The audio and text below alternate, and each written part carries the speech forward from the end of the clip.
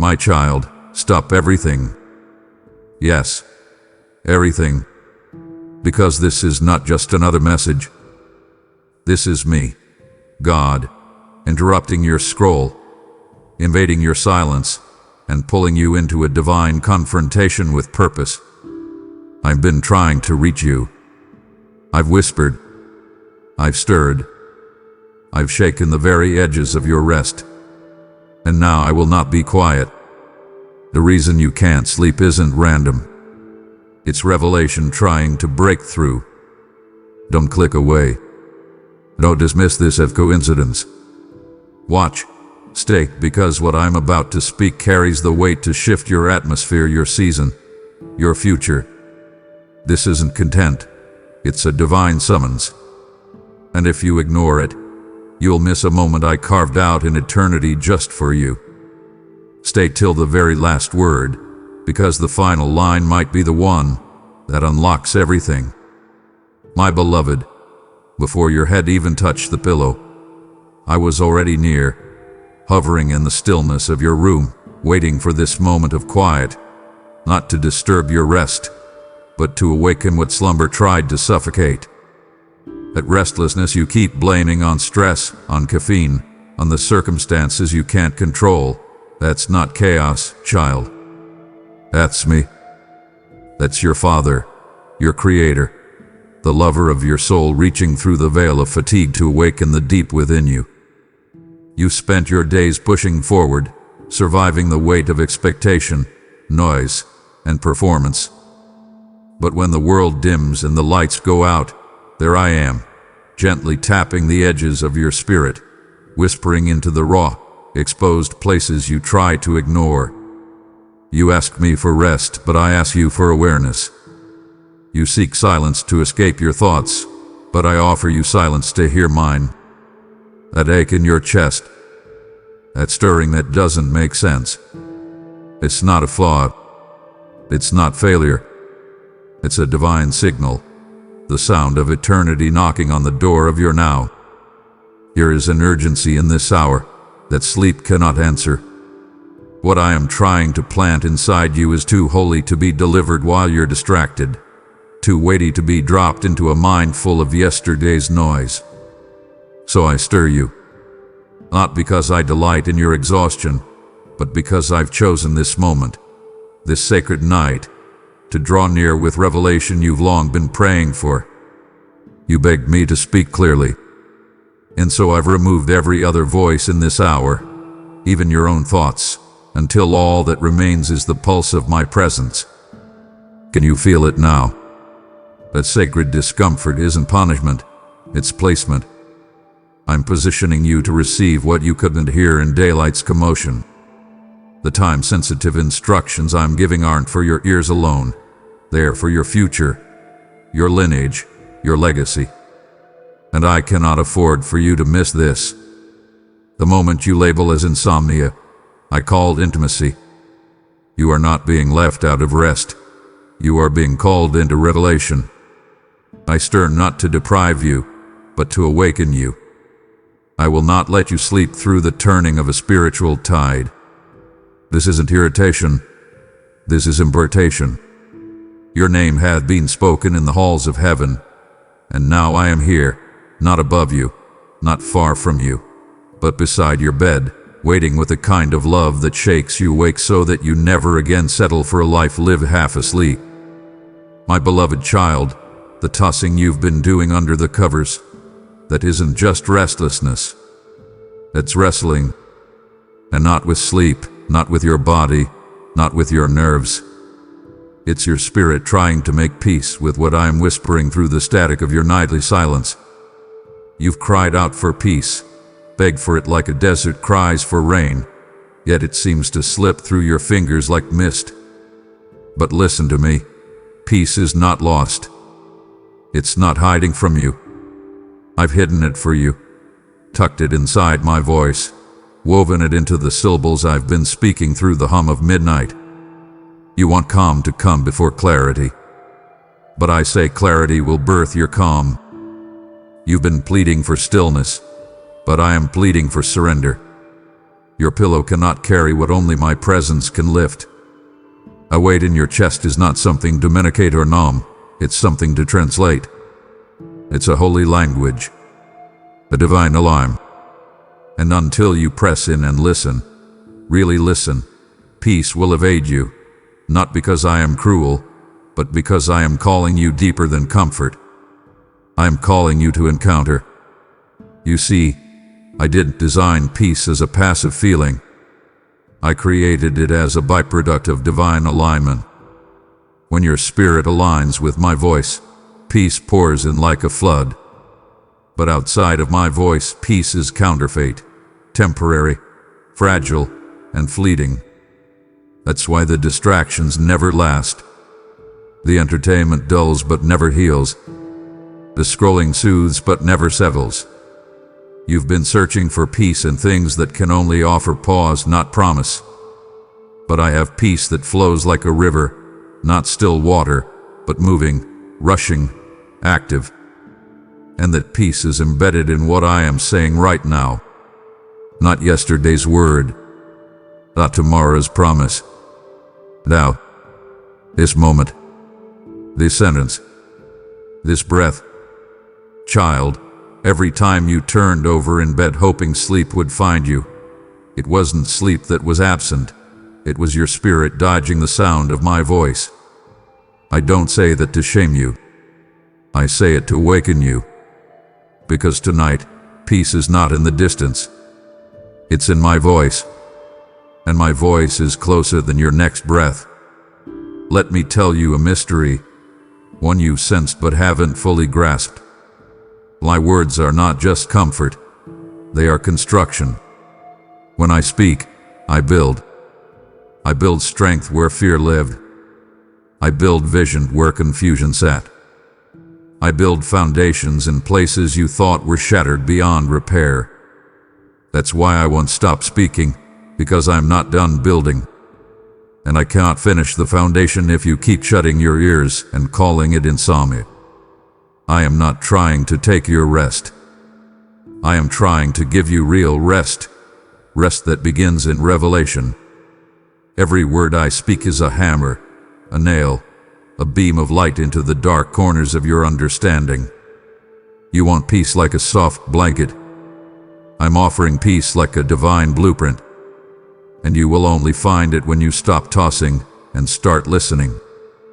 You've prayed for peace as if it's a gift floating in the air. But tonight I tell you, peace is the fruit that grows on the tree of obedience. And obedience begins with hearing. Really hearing. Not scanning. Not sampling. Surrendering to the sound of my voice. I know this isn't what you expected. You wanted the hush of heaven to gently quiet your anxious heart. But I've come instead with a voice strong enough to shake mountains and tender enough to whisper your name through the thunder. The trembling in your soul. That's not fear. That's reverence awakening.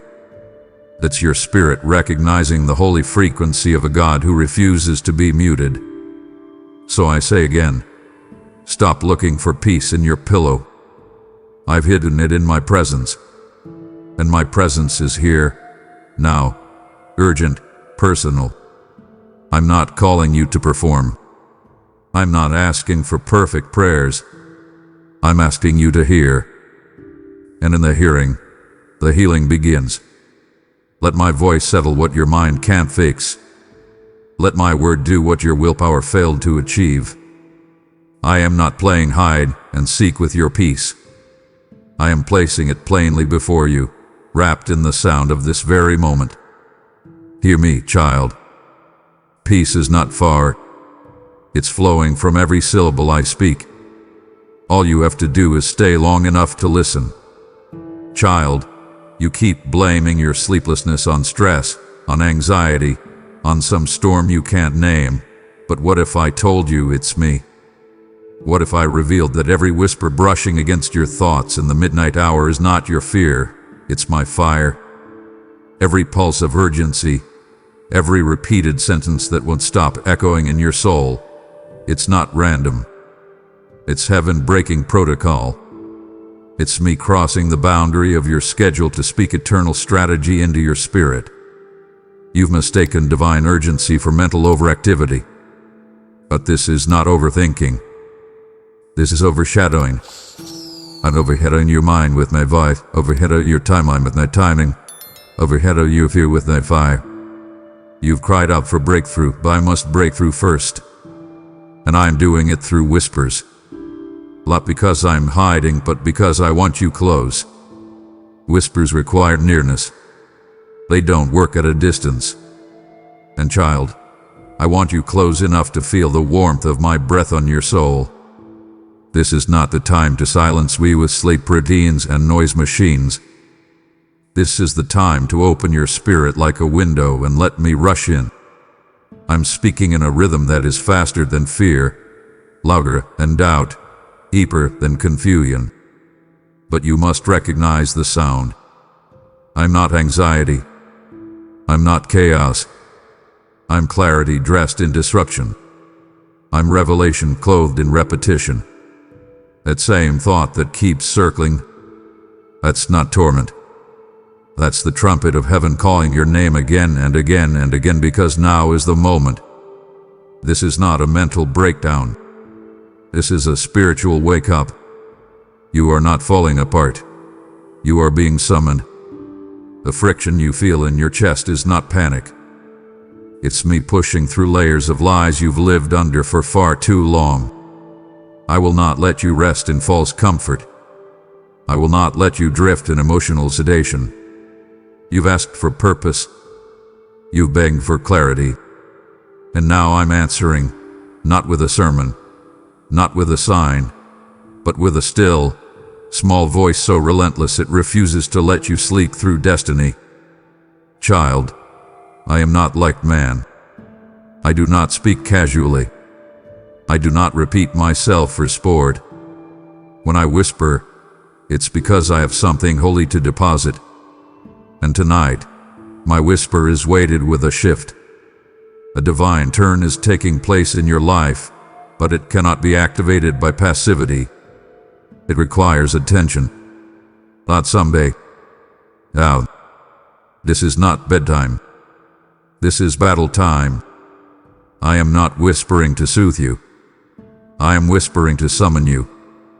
The war over your calling has intensified, and my whisper is your weapon. Don't underestimate the sound. Don't downplay the prompting. I am not noise. I am necessity. And I will keep speaking until your spirit wakes up from its emotional sleepwalking and responds with a full, surrendered yes. You are not imagining things. You are receiving a summons from the commander of heaven's armies. And child, it's your name being called in the quiet thunder of the night. Let the world sleep. Let the noise pass. But you, my beloved, stay awake. Stay tuned. Stay surrendered. Because what I whisper tonight will become the breakthrough you walk in tomorrow. You're not losing your mind. You're finding your mantle. And I will not stop whispering until you wear it fully. My child, how many times have I watched you reach for everything but me, only to return to your restlessness, wondering why nothing changed? You scrolled to soothe, binged to forget, numbed with noise and distraction, but even still, even then, I did not abandon you. I lingered. I waited. I watched you chase artificial silence while your spirit cried out for sacred sound. I did not walk away when your attention wandered. I didn't recoil when you muted my whisper with your entertainment. I stayed. I stayed in the shadows of your room while your screen flickered brighter than your faith. I sat beside your bed, not with condemnation, but with compassion. Because I know what pain you're trying to outrun. I see the ache you haven't named yet.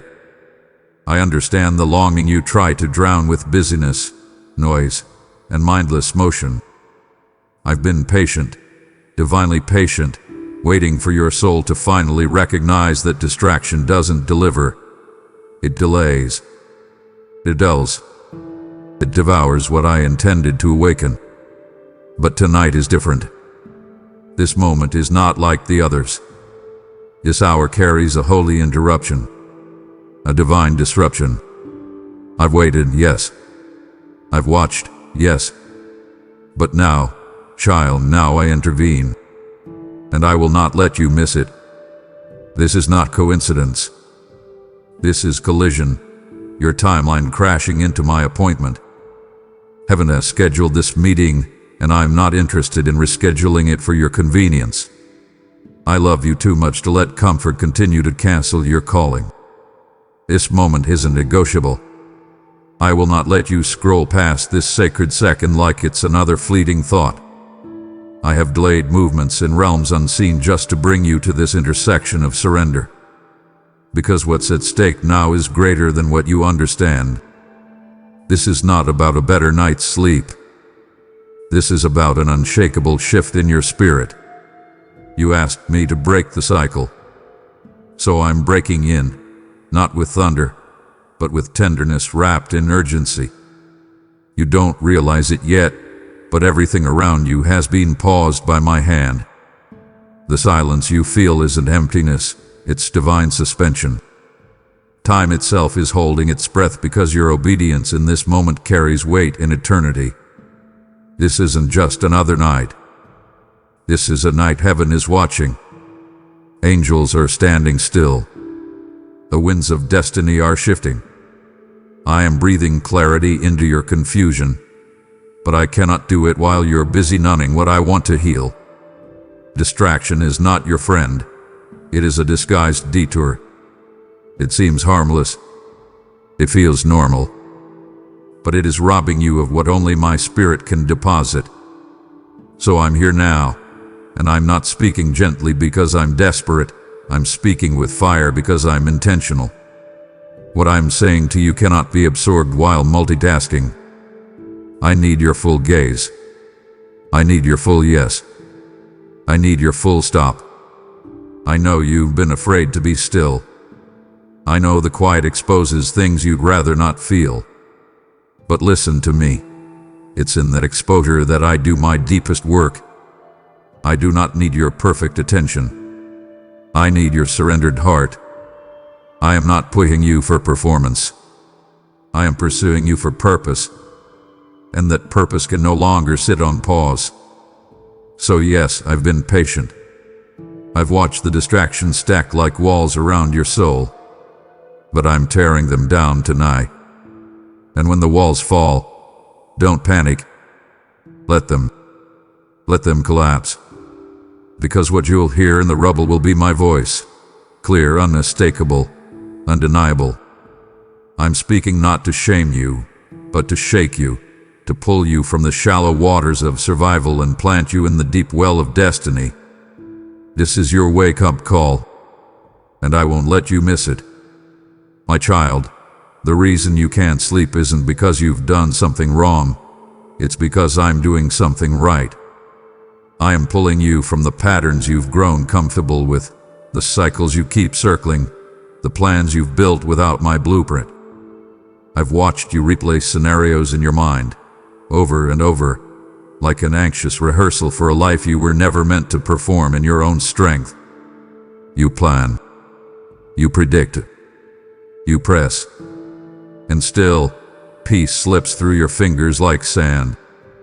That's because you've built plans that look wise to man but lack the wind of my spirit. And I can no longer let you sleep through a life built on what feels safe. I didn't call you to safety. I called you to surrender. I didn't create you for control.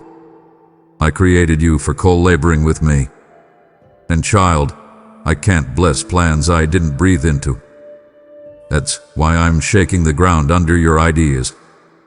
That's why you feel uneasy in spaces that once felt stable. It's not failure. It's divine friction. It's me, coming for the parts of your life that are built on performance instead of presence. You keep praying for confirmation, but you stopped asking me for conversation. You ask for signs, but you stopped seeking strategy. I'm not a consultant for your pre-decided path. I'm your father. I'm your author. and I will not let you walk confidently in a direction that leads away from what I've ordained. So I'll keep you awake, not to frustrate you but to form you. I'll tug at your chest in the middle of the night, not because I want you anxious, but because I want you aligned. I'll stir the waters of your mind until you stop paddling in your own puddle and dare to dive into my depths. Your plans are not evil, child, but they're too small, too safe, too shallow. And I love you too much to let you succeed at something I never sent you to do. Tonight, I'm asking you to pause, not a momentary hesitation, but holy stop. Lay down your blueprints. Set aside your timelines. Ask me, what are you saying, Lord? And then listen, not for an echo, but for a new word. I will not bless what I didn't author, but I will breathe life into what you surrender. This is not the hour for self-made paths. This is the hour of divine precision. And you won't find that precision rehearsing your own ideas. You'll find it resting in my presence. You've circled this mountain long enough. You've rehearsed your fears long enough. Now, it's time to sit with me, to weep if you must, to let the silence speak, to hear the whisper beneath the worry. Because I am not coming to tweak your plans. I'm coming to transform them. And child, when you do pause, really pause, you'll feel it. A shift, a lifting. The clarity you've been craving will pour in like light through stained glass. It will touch every corner. It will illuminate what you didn't even know was dark. And you'll wonder why you waited so long. But don't carry guilt. Guilt is not your portion. Grace is. You didn't miss it. I waited for this pause. I orchestrated this awakening. And now that you've stopped, now that you've turned your face to me, watch what I will do. I'm not done speaking, beloved. I'm just beginning. So pause, let go, and ask me. Because my plan is not just better, it's breathtaking. And I've been waiting for you to stop long enough to finally receive it. I know you've been trying to name that weight, that invisible pressure on your chest in the middle of the night, like gravity grew stronger and settled right on your soul. You told yourself it was stress, tension, exhaustion. You assumed it was the weight of your worries, but what if I told you it's me? What if I told you it's not stress, it's sacred? It's not panic, it's my presence pressing with purpose. I am not crushing you. I am claiming you. I am pressing into your soul not to harm you but to hollow you, to carve space where my glory can rest. You've asked to carry power, but power comes with pressure. And tonight, that pressure is the fingerprint of my nearness, the echo of your calling colliding with your comfort. You can't sleep because destiny is knocking on the door of your ribs. This is more than a moment of discomfort. It's the manifestation of movement. The pressing you feel is proof that I am closer than you've allowed yourself to believe. When my spirit presses in, it does not come gently, it comes intentionally. Heaven's weight isn't passive. It's not casual. It's calibrated. You are feeling what prophets felt in caves, what messengers felt before miracles. A deep, breath-catching sense that something holy is hovering. That's me. You aren't going crazy. You aren't broken. You're being branded. This heaviness isn't meant to stay forever. It's meant to awaken what you've kept buried beneath logic and busyness. I'm not letting you sleep through the shaping of your soul. Your calling is too crucial, too costly, too consecrated to let you coast through the night untouched. I know the world told you to chase peace like a feeling, but I am teaching you that my peace is weighty. It comes with presence, and presence presses. This weight is your wake up. You cannot sleepwalk into this next season. You cannot lull your way into legacy. That unease is sacred friction, rutting off the remnants of who you were so I can reveal who you are becoming. You pray, God, use me. And now I'm answering, not with applause, but with pressure. Not with a platform, but with presence that demands posture. I will not rest my glory on someone unwilling to feel the fullness of it. I'm letting you feel the glory before I reveal the glory. That's why it's heavy, because what's coming is heavier. This is preparation. This is holy weightlifting. And it's producing a strength that doesn't come from striving. It comes from surrendering beneath my presence. So stop rebuking the heaviness. It's not an attack. It's an announcement. I am near. I'm here. I am pressing on you because I'm about to move through you.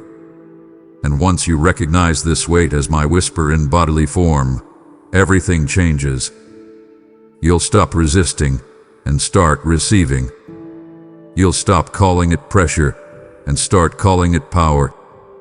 You'll understand that I press not to punish, but to prepare. I press not to crush, but to create capacity. So breathe deep, child. Let your ribs expand. I'm making room inside your chest for something that will change lives, starting with yours. And I will not lift this weight until you've welcomed the one placing it there. I won't let you sleep through your becoming. My beloved, I heard you. Every whispered Lord, show me. Every breath between questions.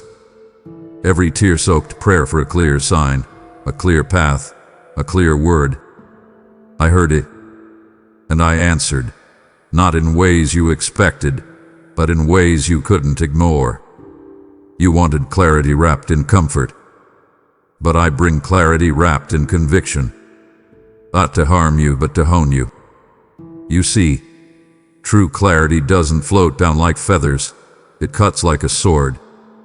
It slices through the noise. And divine soul from spirit, emotion from truth, fear from faith. And when I send it, it does not always come quietly. Sometimes it shakes everything that was falsely stable. You asked for direction, and so I sent disruption. Not because I enjoy chaos, but because I had to destroy the false peace that kept you sucked. Clarity often looks like loss before it looks like light. It feels like tension before it becomes truth. The conviction you feel pressing into your choices, your relationships, your habits, that is not guilt. That is me. That is my hand on the steering wheel of your spirit, pulling you away from distraction and toward divine design. Don't mislabel my mercy as discomfort. Don't call this pruning a punishment. This is me giving you what you asked for.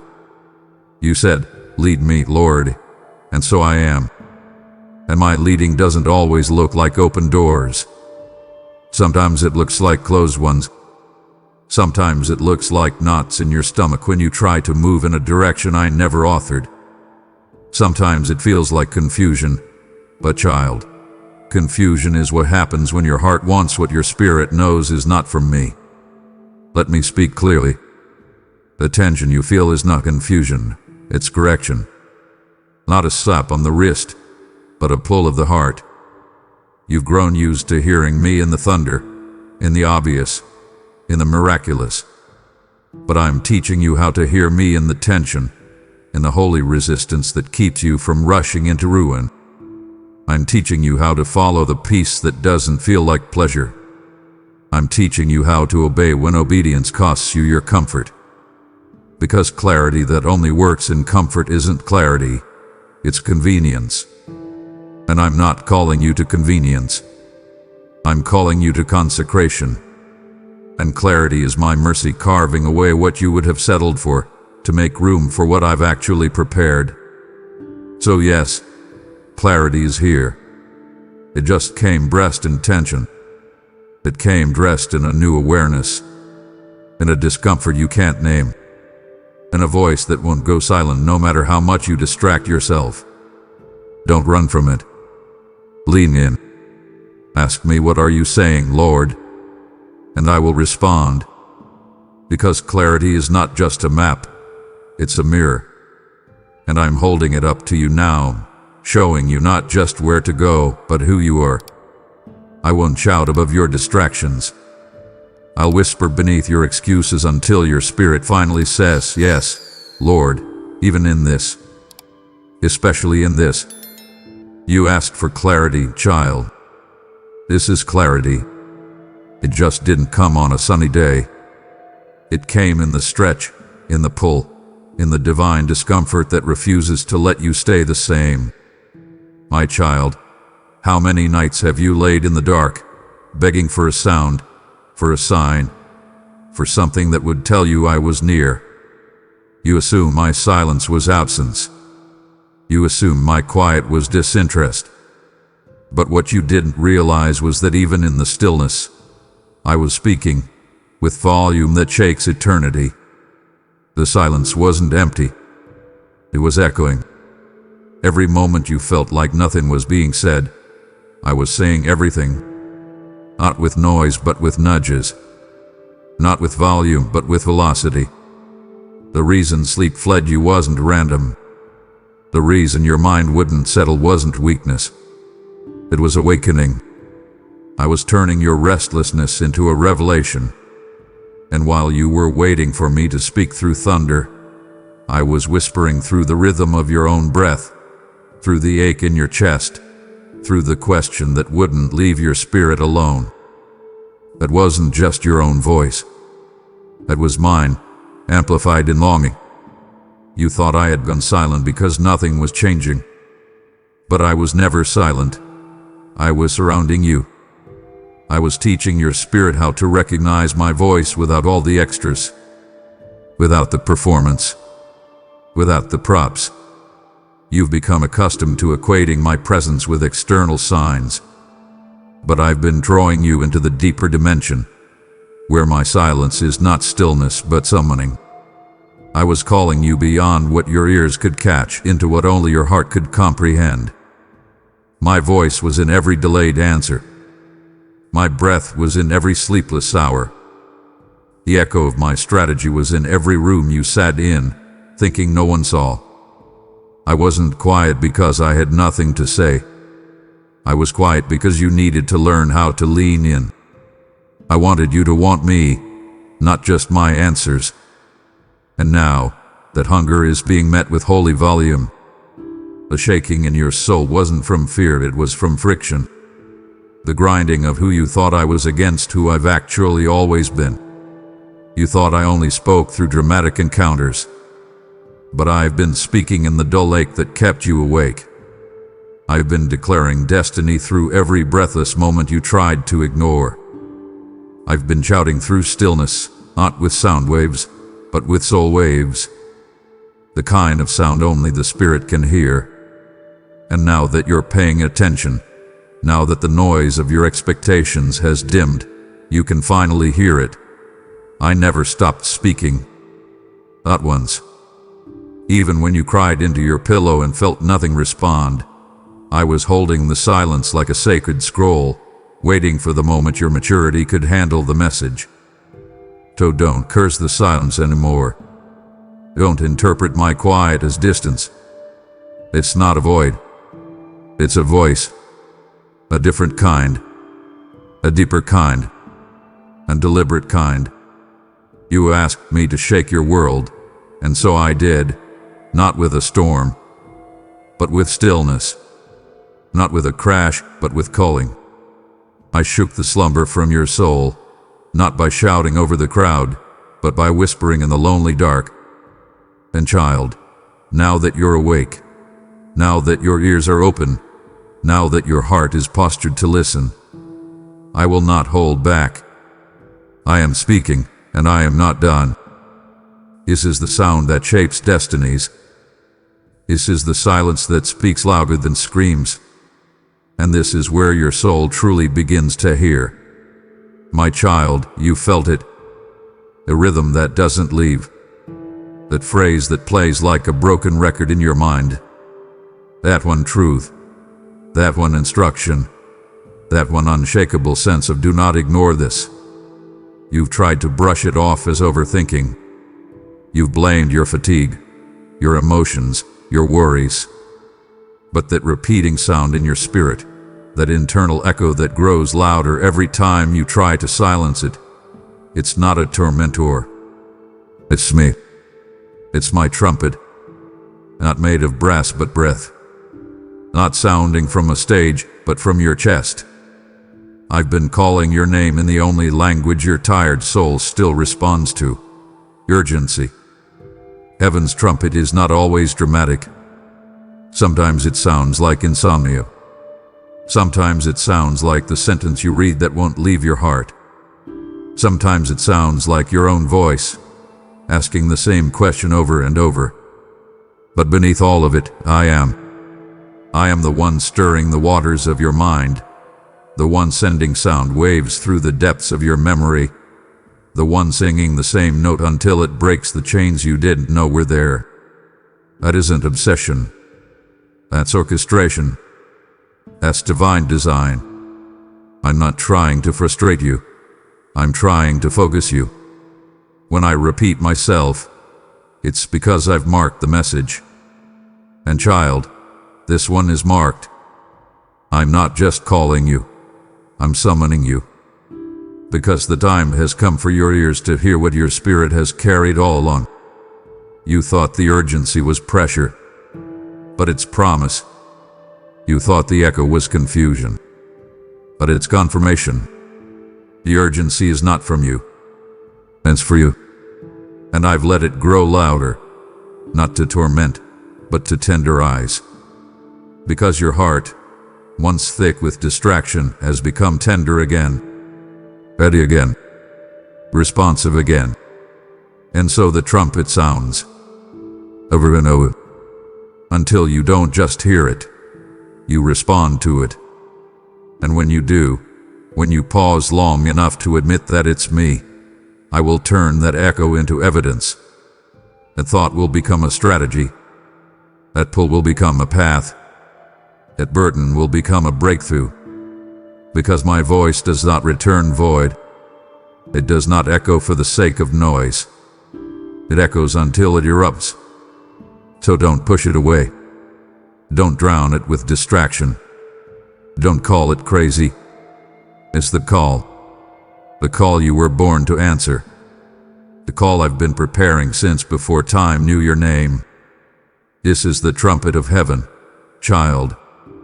And it's sounding for you.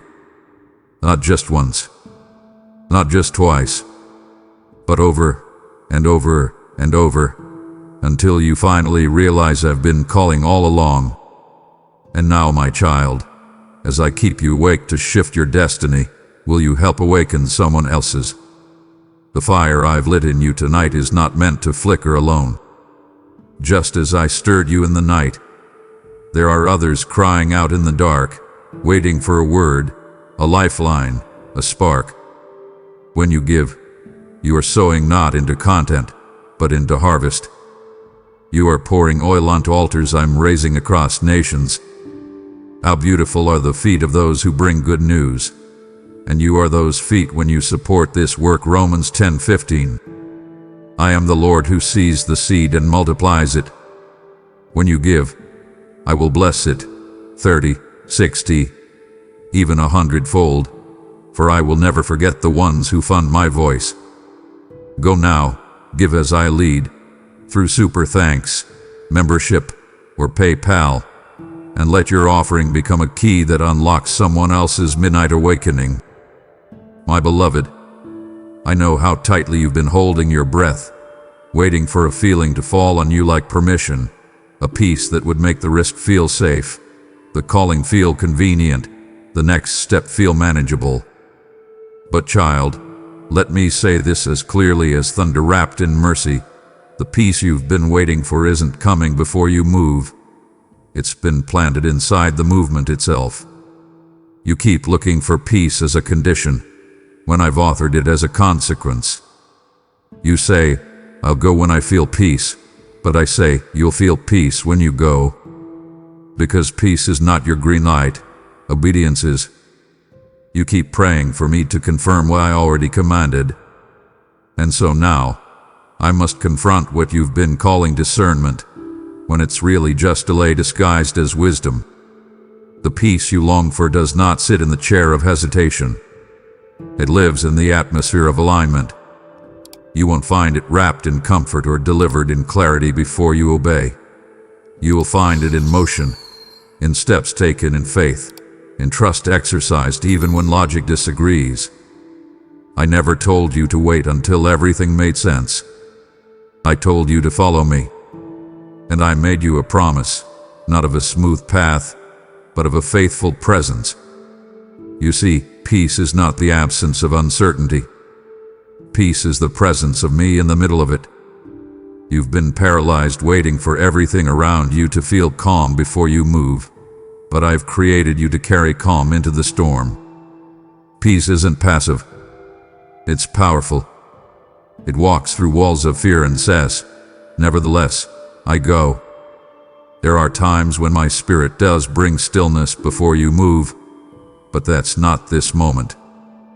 This moment is about trust without feelings. This moment is about moving with a whisper, not a wind. This moment is about waking up to the reality that your feet were built for faith, not comfort. You've asked me to give you a roadmap. But child, I've given you something better, my voice. And when you obey that voice, peace will chase you down like a wave that finally crashes where it always belonged. Stop holding still, waiting to feel peace. That's not how this part of your story works. The door is already open. I'm not asking you to figure it all out. I'm asking you to take one step and let peace meet you there. You think the peace comes first. But in my kingdom, peace follows presence. And my presence follows obedience. So if you want to feel what you were born to carry, you must begin to move. Not in panic, not in perfection, but in raw, trembling yes. Peace is not waiting to catch up with you. It's been waiting for you to start.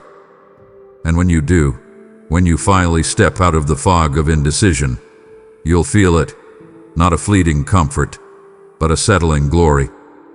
The kind that tells every cell in your body, this is the path. Walk in it. And that path, child, is paved with obedience, not opinion. Let peace follow your faith. I love you too much to let you lie to yourself another moment.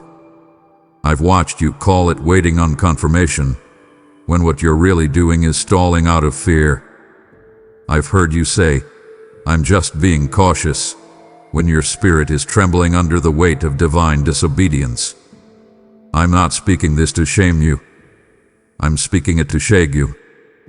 Because what you've labeled as caution, I've identified as captivity.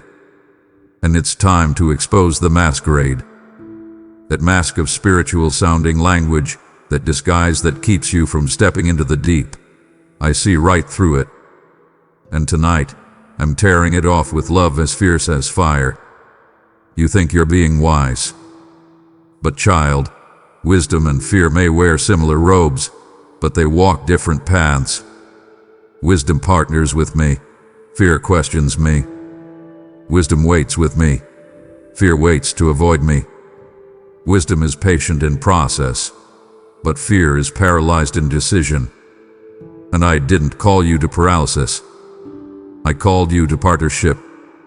You were never meant to sit and analyze your calling into stillness. You were meant to walk with me into the wild. You've spiritualized your hesitation long enough. You've dressed up fear in church clothes.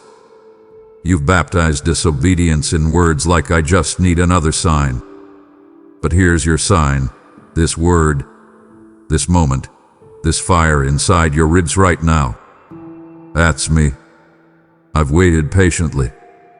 I've let you wrestle. I've let you second guess.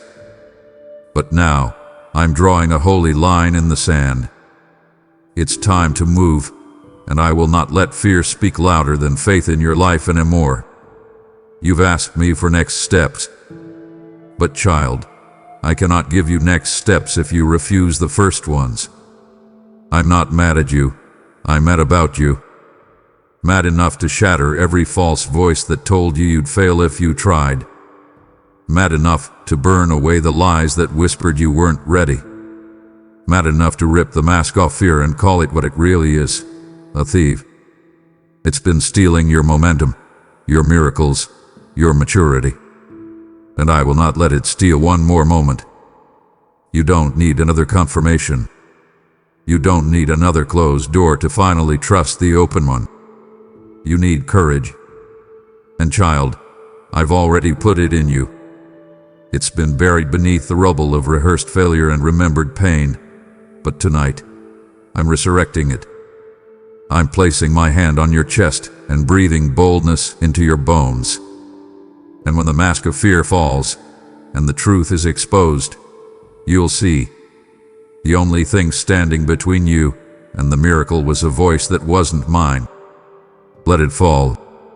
Let it burn.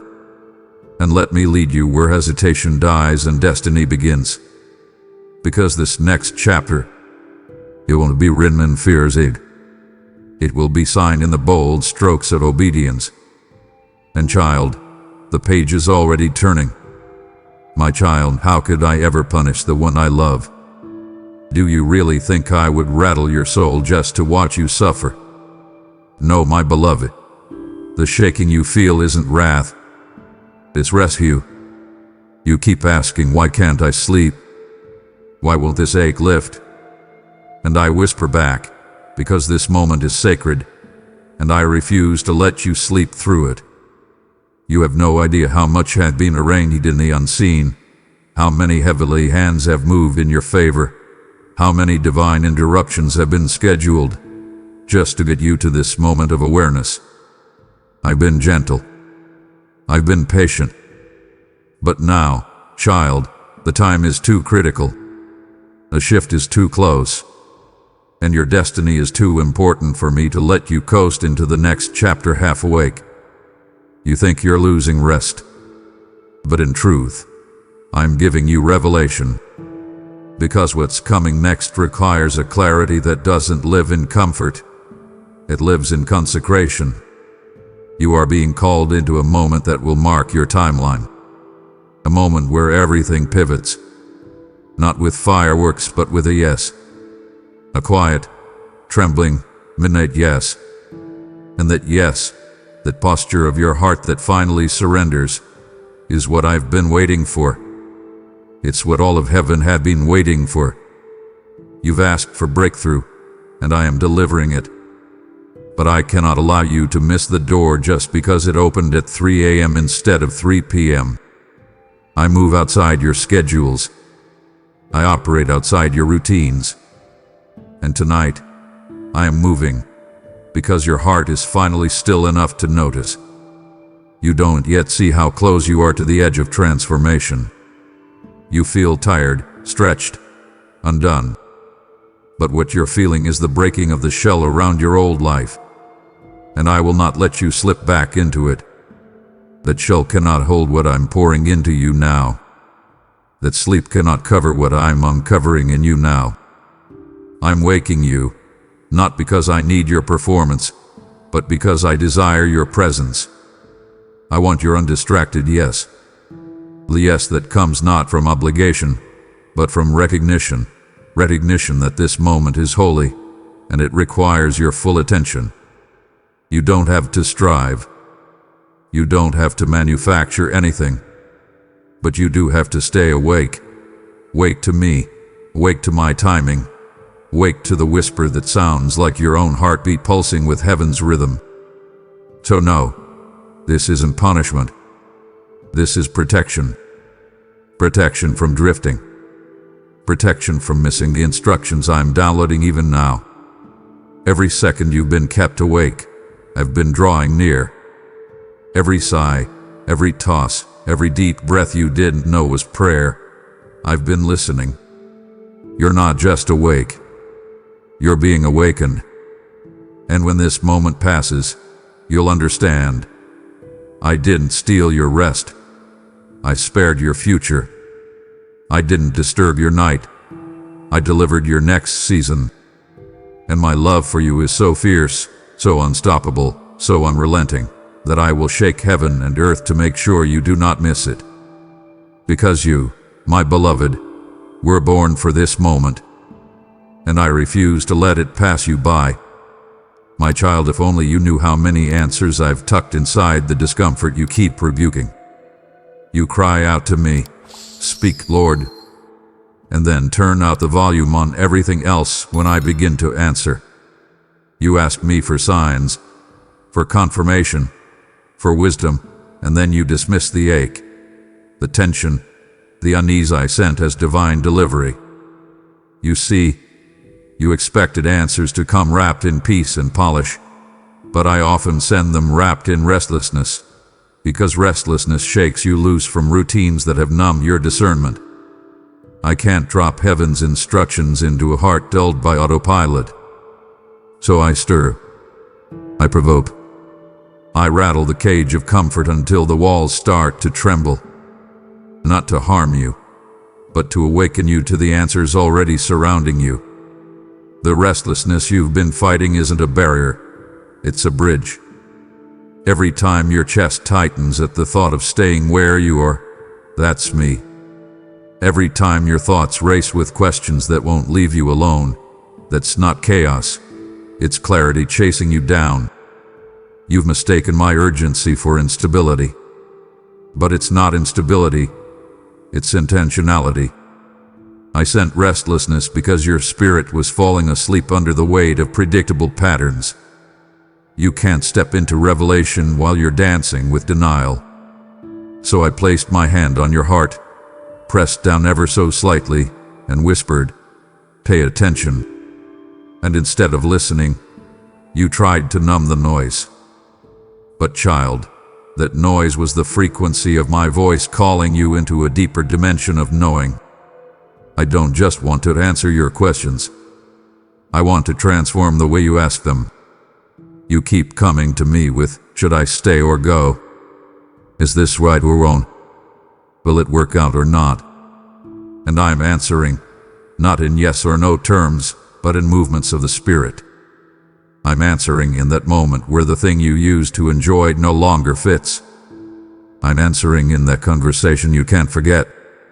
I'm answering in the friction between your comfort and your calling. But you keep silencing that friction. You call it overthinking. You rebuke it like an attack. But child, it's me. It's me. I place that discomfort in your spirit because sometimes the only way to guide your feet is to unsettle your soul. I don't do it to confuse you. I do it to position you, to prepare you to receive the instruction you wouldn't have noticed if everything stayed smooth. So hear me now. I'm not ignoring your prayers. I'm answering them through the very tension you've been trying to escape. I'm not withholding clarity. I've been sending it, wrapped in a restlessness you've yet to welcome. And once you stop rebuking what's actually been releasing you, once you stop fighting the holy ache in your chest, you'll realize the answer has been here all along. You were just looking in the wrong direction. But now your heart is opening. Now your ears are tuning. And now the restlessness will begin to speak. And what it says, child, will set your entire life on fire, not to burn it down, but to ignite it into purpose. So don't silence it. Listen. My child, do you really think I'm keeping you awake for no reason? That I would disturb your sleep without cause? No, beloved, I don't move without purpose. I don't stir without strategy. Every hour you spent staring into the ceiling, wondering why rest escapes you, it's not chaos. It's calibration. I've been aligning your heart with heaven's shift. I've scheduled a move so sacred, so specific to your life, that I had to remove all other noise so you would hear the divine alarm clock ringing in your spirit. This moment, this very one, isn't ordinary. It's an opening, a divine doorway, invisible to the natural eye but blazing in the spirit. And that restlessness in you, That's the vibration of heaven pressing on the hinges of a door that only opens when you say yes, fully awake. You keep asking me to show you what's next, but you don't realize you are what's next. I'm not just doing something around you. I'm doing something through you. But I couldn't activate that shift while you were still trying to walk through destiny with your eyes half closed. I had to wake you up, not just physically but spiritually. The kind of awakening that doesn't just rub the sleep out of your eyes but breaks the chains off your soul. I'm talking about the kind of holy alertness that sets off a chain reaction that shakes not only your story, but the stories of those connected to your obedience. Because the shift isn't private, it's prophetic. I've aligned angelic assistance. I've opened heavenly books.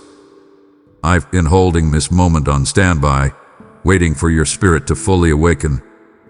And now that your ears are finally tuning, now that your heart is finally trembling, I will not let you miss what I've orchestrated in eternity. Let me speak plainly. You are the catalyst for something bigger than you understand. That stirring in your belly isn't just yours. It's generational. You've been marked, not just for favor, but for movement. And movement begins with awareness. So I will keep you awake until the weight of your assignment clicks into place. Not to burden you, but to baptize you in purpose. You've cried for breakthrough, but breakthrough can't come to a sleeping soul.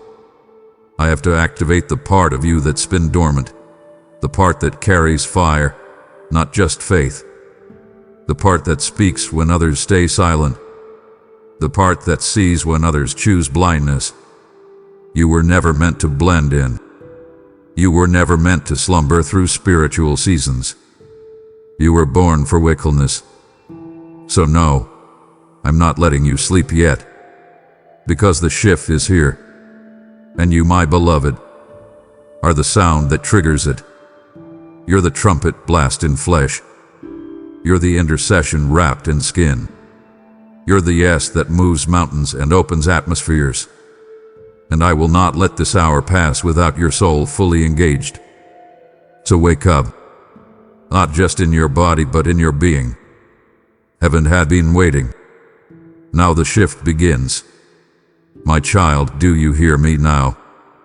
When the noise fades, when the screens dim, when everyone else has gone to sleep and you're left alone with the thoughts that echo like waves in an empty room, that's when I come near. Not with chaos, not with thunder, but with a whisper that shakes the deepest part of you. You wonder why I wait until the world goes quiet, why I speak when everyone else stops. And here's why. Because I want your full attention. Not out of ego but out of love. Not to control you but to restore you. You've given so much of your focus to things that drained you, to voices that lied to you, to patterns that numbed you. So I wait, not to punish but to purify. Because when everything else is silent, my voice takes on a power that no noise could ever compete with. You've heard me before, in psalms, in sermons, in conversations. But there is something different about the sound I make when all the other voices are gone. In that space, I don't just speak to you. I shape you. I carve truth into the parts of you that performance could never touch. I write identity on the walls of your heart where insecurity once lived. I tear down lies with silence, and then rebuild you with nothing but my breath. That's why I wait for the quiet.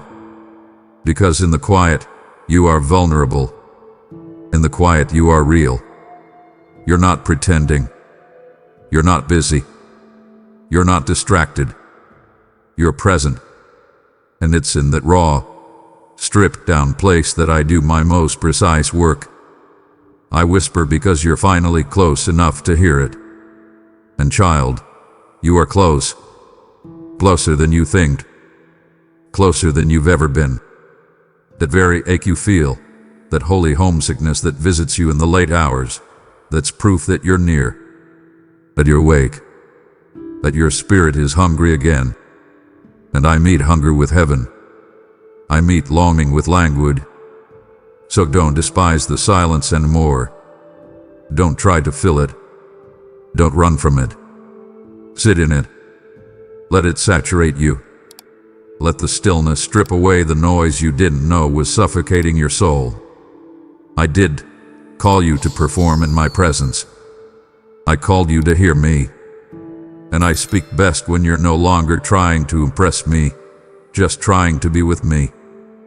So tonight, when the house is quiet and the world stops spinning in your ears, listen. I'm there. Not just watching. Not just observing. Speaking. Whispering identity into your confusion. Pouring wisdom into your weariness. Breathing courage into your calling. I'm not shouting because I don't need to. You're already close. You finally quieted the storm around you long enough to hear the river that's been flowing within you all along, and that river is my voice. Drink from it, child. Let it fill you. Let it calm you. Let it remind you. I was never distant. I was simply waiting for the quiet, because it's in the quiet that I remake you. You've heard me in the stillness. You've recognized my whisper wrapped in fire. Now I ask you, will you help send that same voice to someone else's silence? What stirred you tonight is meant to multiply. I have chosen this channel as a trumpet in the night, and your support is the oil that keeps the flame burning. My word says, those who refresh others will themselves be refreshed. Proverbs 11:25. And I am watching closely. Your seed is not small. It is prophetic. It is holy. It is time sensitive. So move now. Sow through super thanks, membership, or PayPal, and I will open windows you did not even knock on. What you give tonight, I will return in miracles.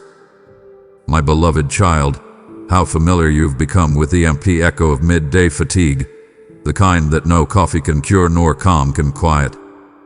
You walk through your days as if you're carrying the weight of worlds upon your shoulders, thinking it honors me to endure. Yet, in your weariness, you've missed the whisper that's been woven through every tired breath. Rest is not found in your effort.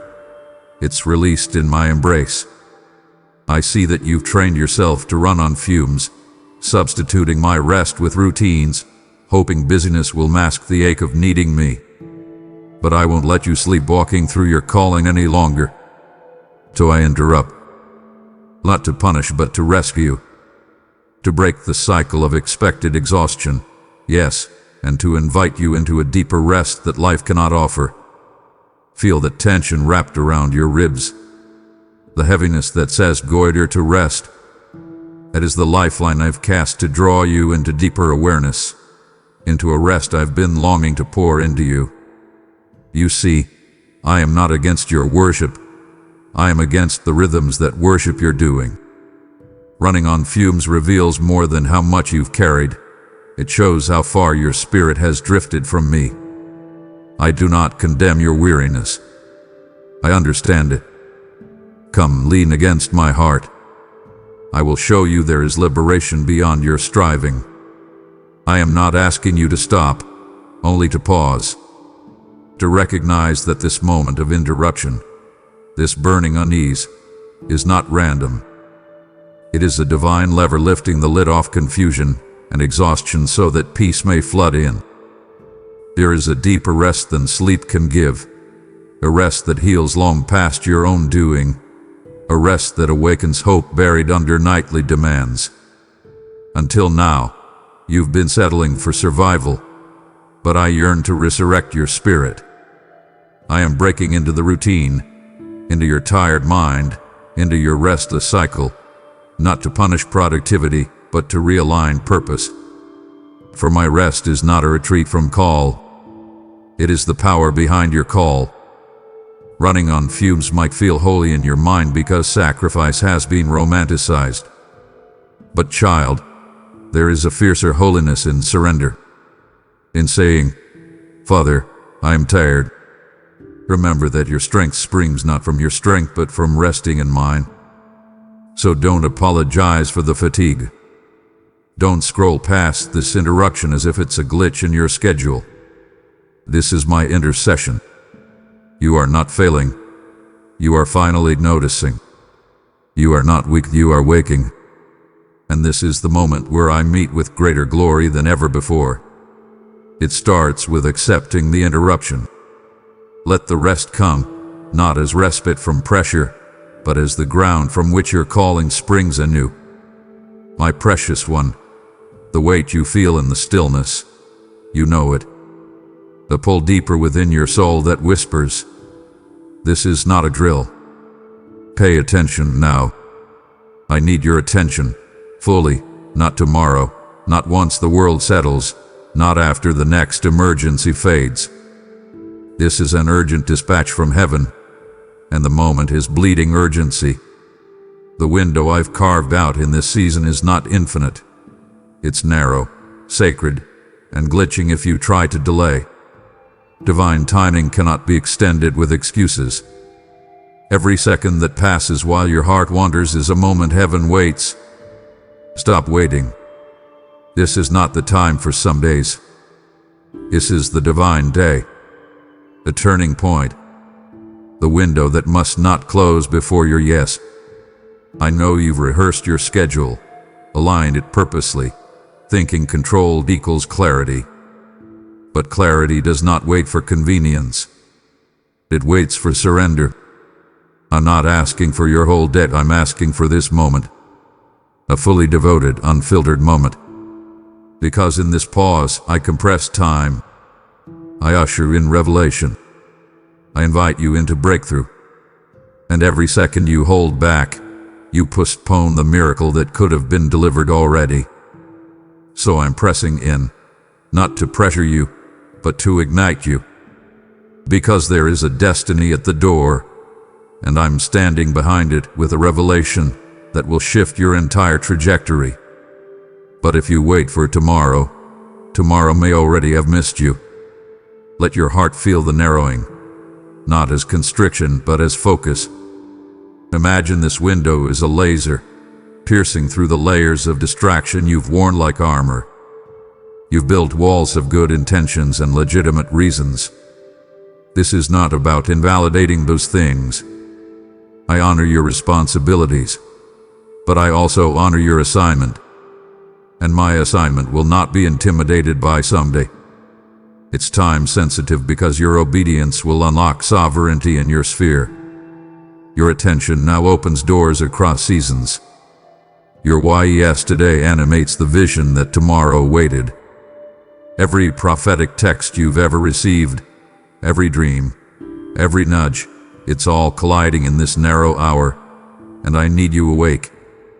Do not let the world lull you into postponing what heaven began on your behalf. You are not too busy. You are not too late. But if you settle for pushing this moment into perpetual tomorrow, you will find that tomorrow has become today without your awareness. So pause. Engage. Respond even if your logic resists.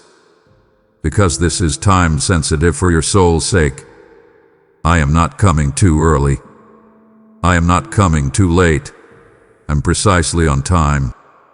And I need you as fully present as your skin, as your blood, as your bones. Your attention now fuels what eternity choreographed. And once that window closes, you'll see it wasn't about me showing up. It was about you showing up. To show up. Now, my cherished one, I have heard your over and over whispers in the night. Show me the way, Father. Shine your light. Make it clear. Make it calm. And tonight I answer. But not as you expected. I come not with signs wrapped in sugar, but with sacred friction, because true clarity isn't a lullaby. It's a manifesto. Notice that tension pressing into your decisions, the heaviness pulsing in the spaces where you thought you'd feel peace. That's not confusion. That's conviction in disguise, stripped away from the fluff of convenience, wearing the raw. unfiltered garment of my purpose. Because clarity is not convenience. Clarity is clarion. It sounds like a trumpet, not a pillow. And if you expect clarity to soothe you, you will miss the clarity I send. I don't do that bless your feet tranquility you've been waiting for. I bring focus. I bring clarity that cuts. I bring light that exposes, not comforts. I'm not undoing your mind. I'm uprooting your compliance. Your heart is shifting, even if your eyes are blurred. That unsettling stir. That is my moving. I cannot underline the path while you're comfortable on your couch of postponement. My guiding is not a pillow, it's a pursuit. It will convict you of trajectories off course. It will convince you of the next step because the gentle calm would have allowed you to circle the same mountain again. So lean into the tension. Do not run from discomfort disguised as disquiet. It carries your breakthrough. Once you stop looking for clarity and convenience, once you stop demanding comfort before conviction, your spirit will awaken. The map was always there, but comfort kept you from walking it. The stillness you whisper for now comes through movement, not before it. And I am the path maker, not the peace provider first. Beloved, how often have you looked into the quiet and heard only stillness? You sat alone, expecting thunder, and judged my presence by the volume of your fear. But I've been speaking, not from the mountain top, but in the marrow of your restlessness, in the pulse that refused to quiet, in the ache that lodged like a demand. When you assumed I had gone silent, I wasn't waiting. I was watching. I wasn't silent. I was sacredly still, speaking in frequencies only your soul could sense, because your ears had grown dull to the dramatic. The effect fell flat there. So I whispered in your bones. I shot my words through the electric hum of your sleepless anxiety so that you might finally pause. You've measured my presence by sound, but I'm not always volume. I speak in the sigh, in the shifting, in the subtle tremble that shakes foundations thinner than your logic could ever crack. The silence you complain about, that's where I am. In the space between thought and overthinking, still holding on to you, refusing to be overshadowed by noise. You thought silence was absence, but it was presence calling.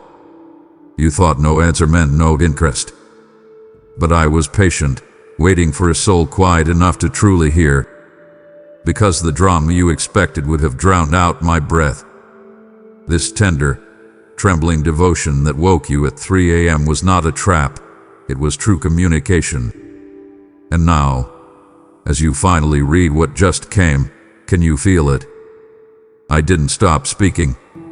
I leveled the arena so you could finally listen. My beloved child, I hear you when you cry out, "Show me clearly, Father."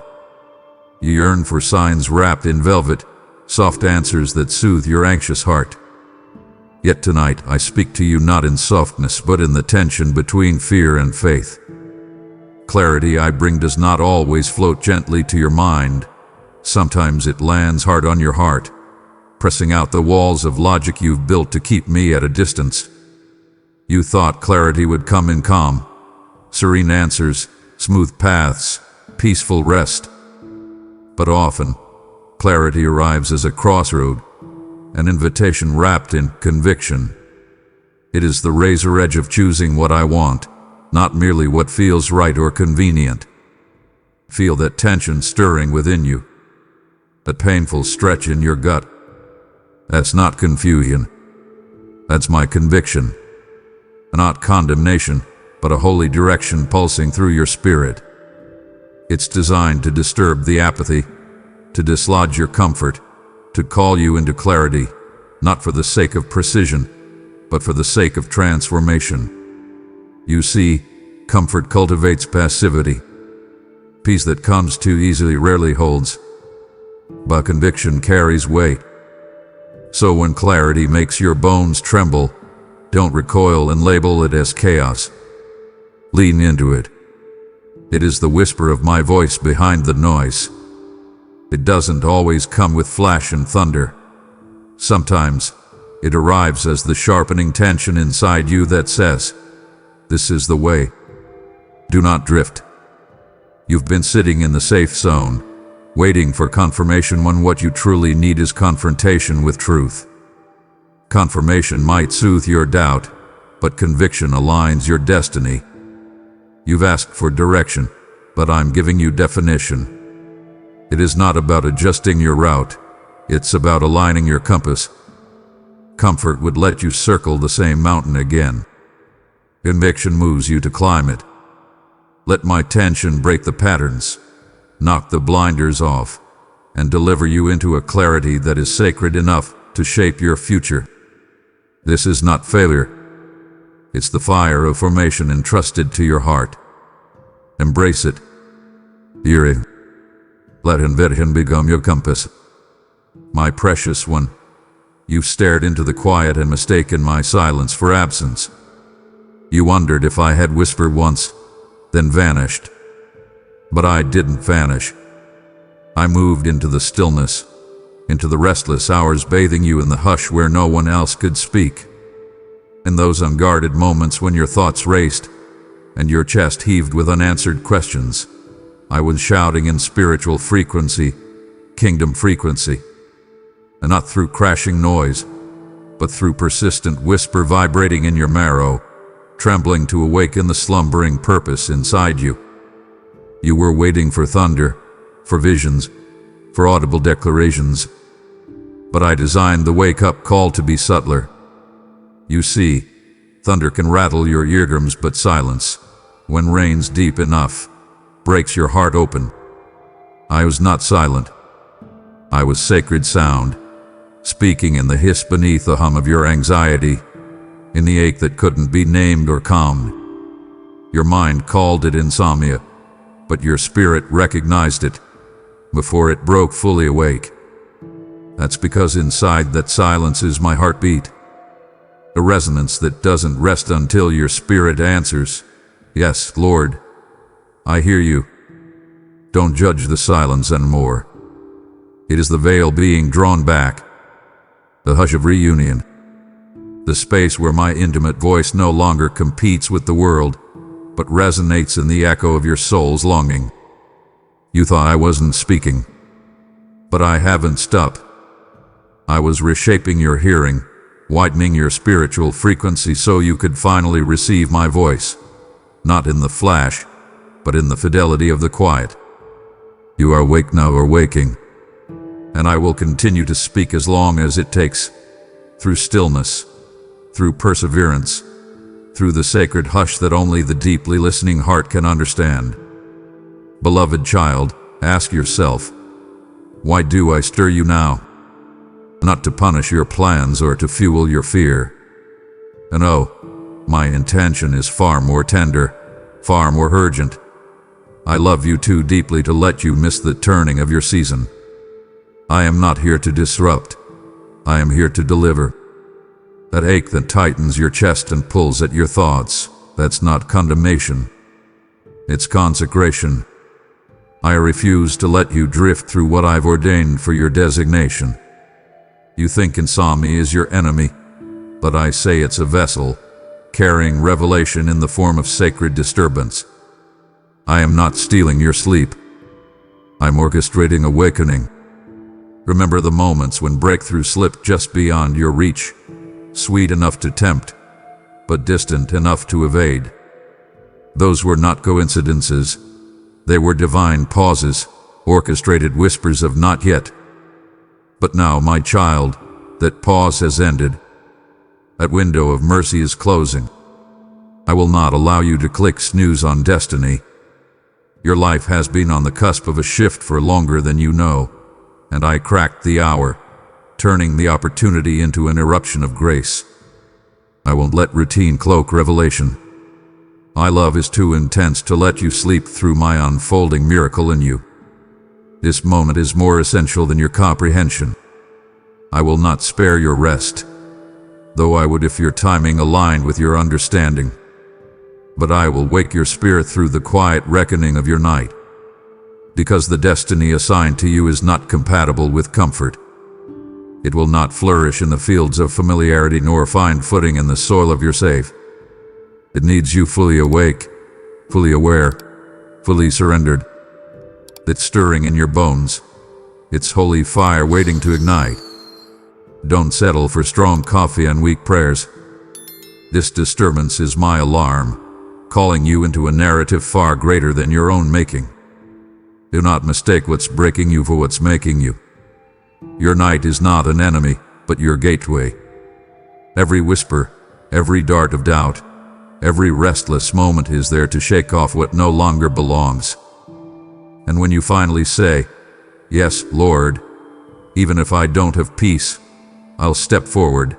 That will be your resurrection moment. The moment where your faith breaks loose under pressure and becomes fire. And you will rise, not asleep, but soaring, into the destiny that let nothing keep you from it. My precious one, you've kept a curious tension inside, a seeking that trembles for clarity.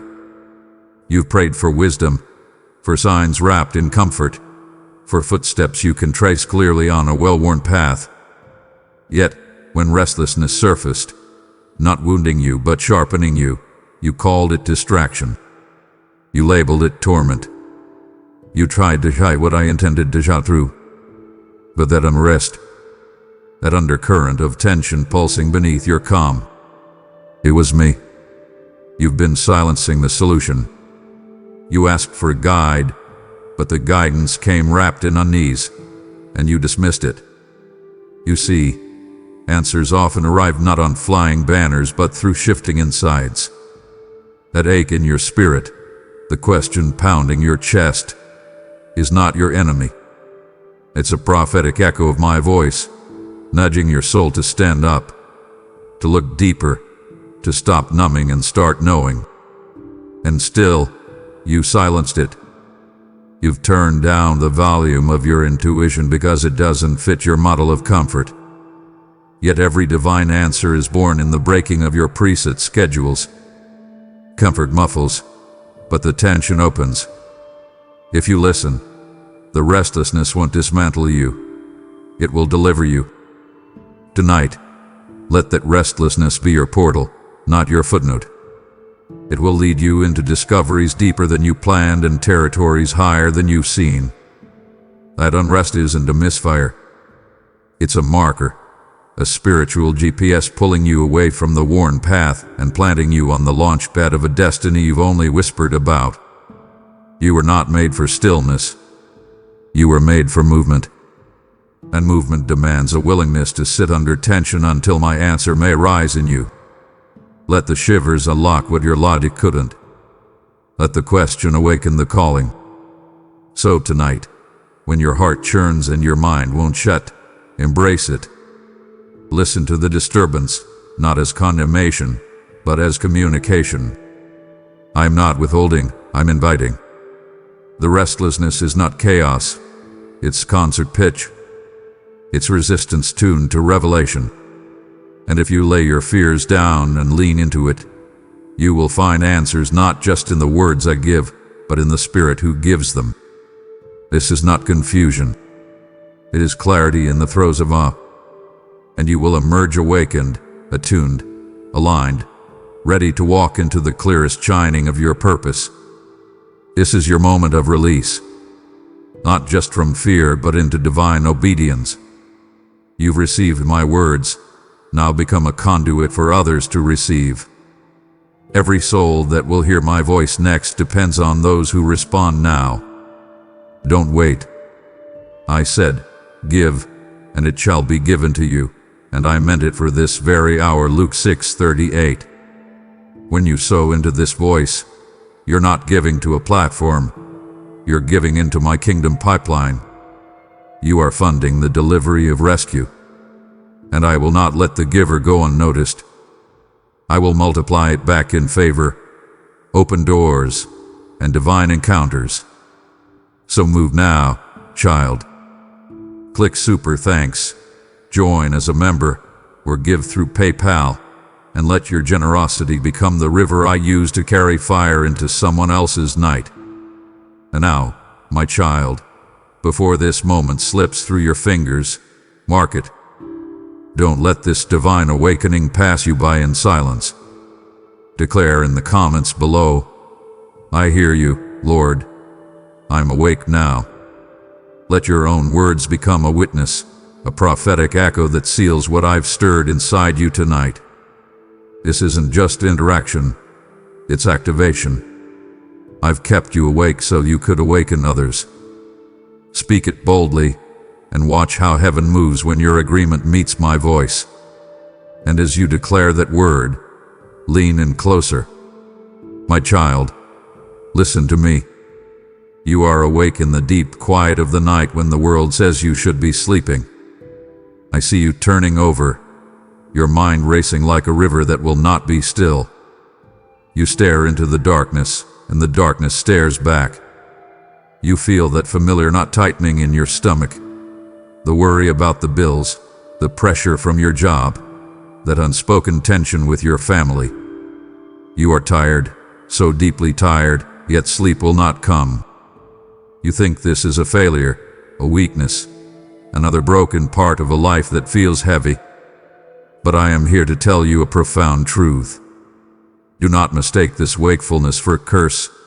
It is an invitation. This is not a punishment, my beloved. It is an appointment that I have scheduled. In the noise and rush of your day, you cannot hear me. You try, but your own thoughts are too loud.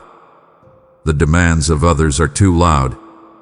The fear of tomorrow is a deafening roar that drowns out my whisper. So I have waited for this moment. I have waited for the stillness, for the world to finally fall silent around you, so that my voice can be the only one you hear. I am stirring the waters of your soul for a purpose. Think of a pool of water that has become stagnant, clouded with the dirt and debris of the week. To cleanse it, the water must be moved, churned, so the impurities can be lifted away. That is what I am doing in you now. This restlessness you feel is my hand, gently troubling the waters of your heart to clear away the confusion and the pain you carry. You have been seeking peace in all the wrong places. You look for it in the approval of others, in the completion of a task list, in the brief quiet after an argument. But that is not peace, my child. It is merely a pause in the noise. The peace the world offers is fleeting, a temporary truce that shatters with the morning alarm. The sacred unrest I am permitting in you right now, this deep stirring in your spirit, is the path to a peace that cannot be shaken, my peace. In this profound stillness, feel the pulse in your own ears. Do you hear it? Underneath that, there is another rhythm, a gentle, persistent knocking. I am knocking on the door of your heart in the stillness of the night. During the day, you have barred the door, distracted by 1,000 different things. But now, there are no more distractions.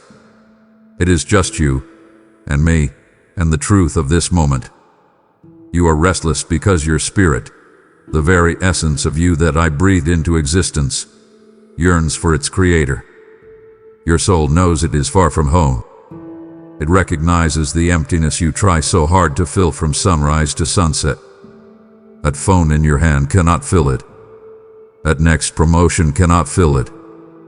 Even the love of other people, as beautiful as it is, cannot reach this deep, sacred space I made for myself. This is not insomnia, my precious one. Do not label this holy moment with a worldly diagnosis. This is a divine appointment. I have kept you awake because I have something to say, something your heart is desperate to hear. Breathe in. Let go of the fight to fall asleep. Surrender to being awake with me. Feel my presence wrapping around you like a warm blanket in this quiet room. Stay here. Be still. Our conversation has just begun.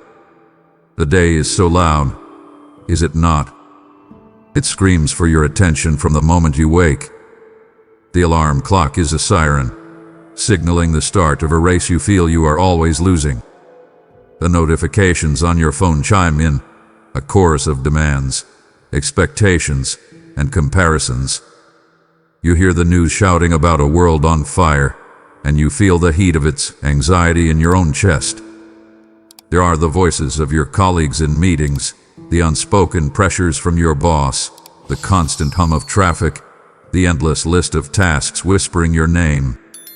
You replay conversations in your mind, dissecting what you should have said, worrying about what others thought. This is the noise you live in. It is a relentless storm, and you have forgotten what silence even sounds like. That is why you are awake with me now. I have quieted the world around you so my voice can be the only one you hear. This silence is not empty. It is a space I have carved out for us. It is a gift. Look at your phone, lying there on the nightstand. You have reached for it 1,000 times today, searching for a connection, a distraction, a solution. But your phone cannot answer the questions I am asking your soul tonight. The endless stream of images and opinions cannot offer you one drop of the living water your spirit is thirsting for. It is a dry well, my child, and it is keeping you thirsty. Put it down. Let it be silent. The worries of tomorrow are a loud gong banging in your head. You are thinking about that meeting, rehearsing your words. You are anxious about the phone call you have to make, the results you are waiting for. You feel the financial pressure, a physical weight on your chest. Each worry is a loud, clanging instrument in an orchestra of fear. But I am not in the noise. I am the still, small voice that comes after the storm has passed. You cannot hear a whisper in the middle of a shouting match. That is why I have brought you here, to this sacred hush. Let go of the day's anxieties. I want you to see them for what they are, a wall you have built between us, brick by painful brick. Each worry is a brick. Each fear is a brick. Each replayed hurt is a brick.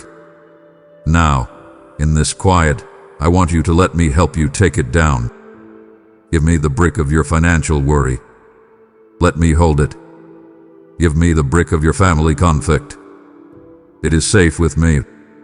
One by one, let them go. Feel the wall coming down. In this silence, with the noise of the world finally muted, you can finally hear the truths you have been avoiding. You can finally face the questions you have been running from. The silence is not your enemy.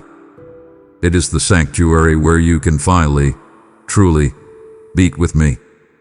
Now that the noise has faded, and it is just the two of us, I have some questions for you. These are not questions of judgment, but of love.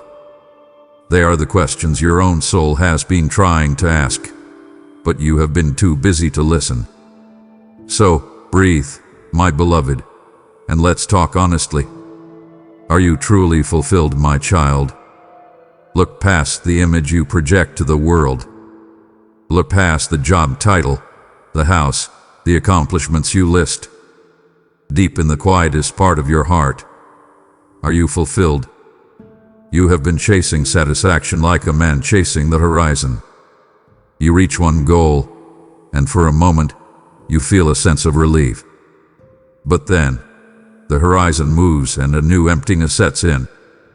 You believe the next achievement, the next purchase, the next relationship will be the thing that finally fills you. But this chase has left you breathless and your heart still aches with a holy longing. This fulfillment you seek cannot be earned or bought. It can only be received.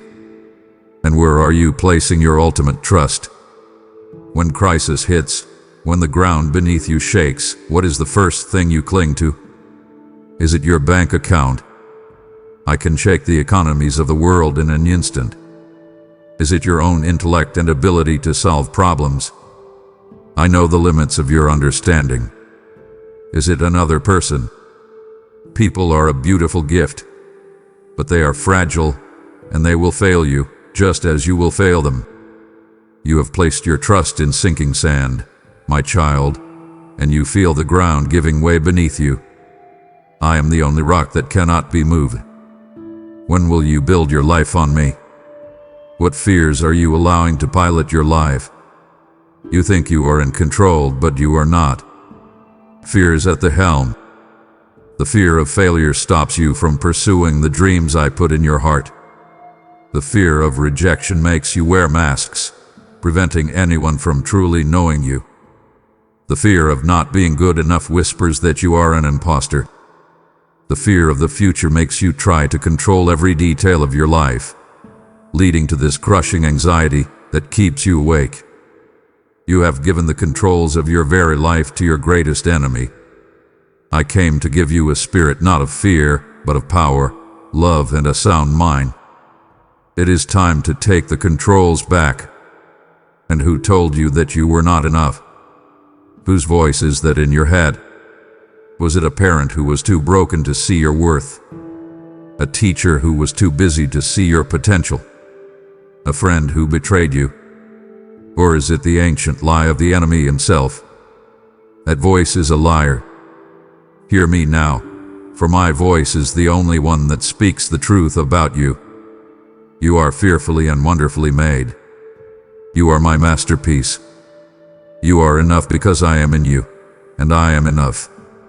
Let that truth sink in deeper than all the lies. Finally, my precious child, when will you allow me to be your everything? Not just a part of your life, not just your Sunday comfort, but your first thought in the morning, your last thought at night, your strength, your hope, your very breath. When you feel that hollow space inside you, don't you? In the quiet of the night, it feels like a vast, empty canyon. During the day, you are an expert at ignoring it. You have tried to fill the void with everything but me. You fill it with work, believing that a full calendar means a full life. You stay busy, running from task to task, because in the momentum, you don't have to feel the emptiness you are running from. You fill it with entertainment, losing yourself for hours in screens that promise connection, but deliver only isolation. You fill it with possessions, thinking the next new thing will finally bring you lasting joy, only to find the excitement fades before the credit card bill even arrives. You have tried to fill it with relationships, placing the impossible burden on another human to be your source of worth and happiness. You have even tried to fill it with good things, with exercise or hobbies, but even these become a distraction from the one thing your soul truly needs. This sleeplessness is a gift because it exposes the emptiness you mask so well during the day. It removes all your props, all your distractions, and forces you to sit with the truth of your own heart. It makes you confront the ache that has been your secret companion for so long. You have been trying to quench a deep, spiritual thirst with mouthfuls of dust. And you are still thirsty. You are so thirsty, my child. I am the living water that will quench that deep thirst. The world offers you salt water. It looks refreshing, but it only makes your thirst more agonizing. My water, the life and presence of my spirit, is different. It is the only thing that can reach the barren, dry places in your soul and bring life. It is the only thing that can fill that canyon of emptiness, not with noise and distraction, but with true, lasting peace and purpose. The worldly things you chase are but dust and shadows. They have no substance. They promise everything and deliver nothing. They are a mirage in the desert, and you have been walking toward it for far too long, growing weaker and more weary with every step. Let me show you the hollowness of a life lived apart from me. I am not saying this to shame you, but to save you. I want you to see the futility of your own efforts so that you can finally turn to me, the only one who can help. Stop running. Stop filling. Stop pretending. In this quiet, sacred moment, I invite you to do the bravest thing you can possibly do. Admit your need for a Savior. Let the words form in your heart, even if you cannot speak them aloud. I cannot do this on my own. I am empty. I am thirsty. I need you. That simple, honest admission is the door through which all of my grace is waiting to pour. Open it. I am right here, waiting. Look at the path your feet are on. You have walked it for a long time. It feels secure, doesn't it? The ground is familiar. The routines are comfortable. You know what to expect. You have convinced yourself that this is the sensible path, the responsible path. But in the honesty of this midnight hour, I ask you again, where is it truly leading? Is it leading you to more joy, more peace, more purpose?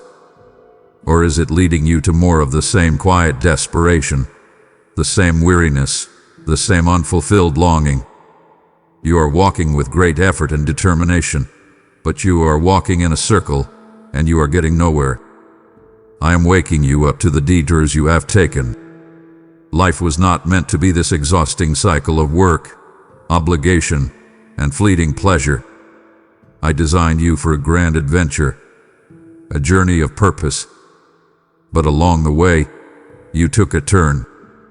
Perhaps it was a compromise you made, a yes you said out of fear, or a no you said to a dream I placed in your heart because it seemed too risky. You chose the safe road, and now you find yourself here, miles from where you were meant to be, wondering how you got so lost. This wakefulness is a divine interruption.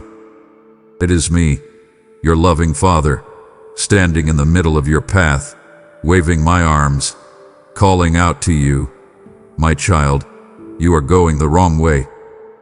Hear these words of grace deep in your spirit. It is never too late to turn back to me. There is no detour so long that my grace cannot find you. There is no mistake so great that my forgiveness cannot cover it. You have not wandered too far. Do not let the enemy whisper lies of shame, telling you that you have made your bed and now you must lie in it. That is the logic of a prison, not the logic of my kingdom. With me there is always a way home. The moment you decide to turn, you will find me running to meet you. I desire to set your feet on a path of purpose and eternal significance. This is not a path of ease, but it is a path of joy. It is not a path free from struggle, but it is a path that leads to victory. The life I have planned for you is far greater than the one you have planned for yourself. Your plans are small and safe, built to protect you from hurt and failure.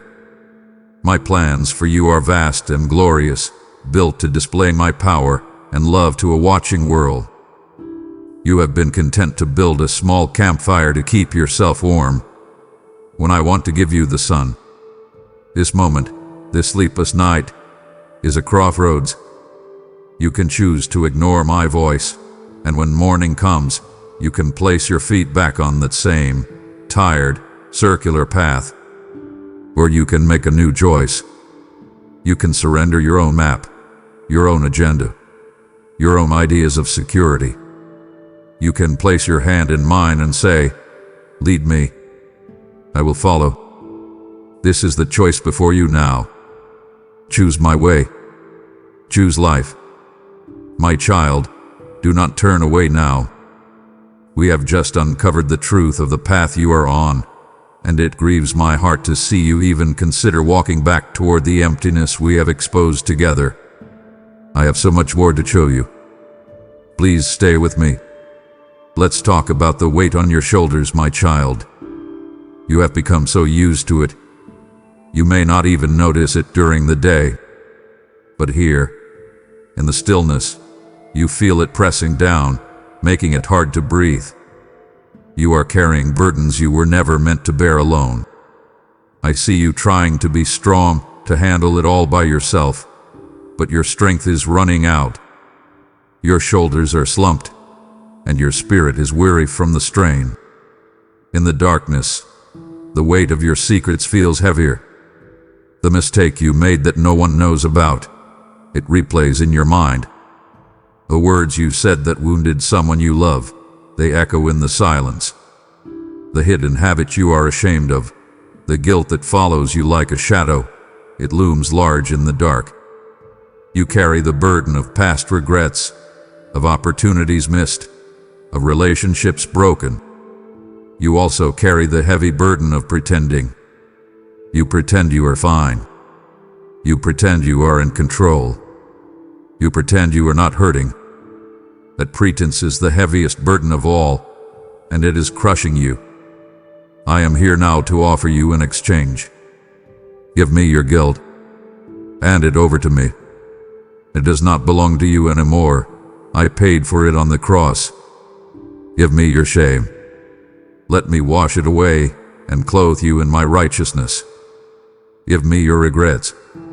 Let me take your past failures and use them to build a future of wisdom and grace. Do not hold on to them for another second. They are poison to your soul. Visualize yourself placing them, one by one, into my hands. Feel the weight lifting. My yoke is easy, and my burden is light. I want you to trade with me. The world thinks of a yoke as a tool of slavery, but my yoke is different. It is a shared harness. When you are yoked with me, I am the one pulling the impossible weight. You are simply asked to walk alongside me. Your burden is to stay close to me, to trust me, to listen to my voice. Is that not a lighter load than the one you are carrying now? The one you are carrying is jagged and heavy. It cuts into your shoulders. My burden is custom-made for you, lined with my love and grace. You cannot move forward while you are chained to the past. Imagine trying to run a race with a heavy anchor tied to your ankle. That is what you have been doing. You wonder why you are so tired, why you cannot seem to make progress. It is because you are dragging the dead weight of your past with you. It is time to break the chains. Let this night be a confessional. You do not need a special room or another person. You just need me.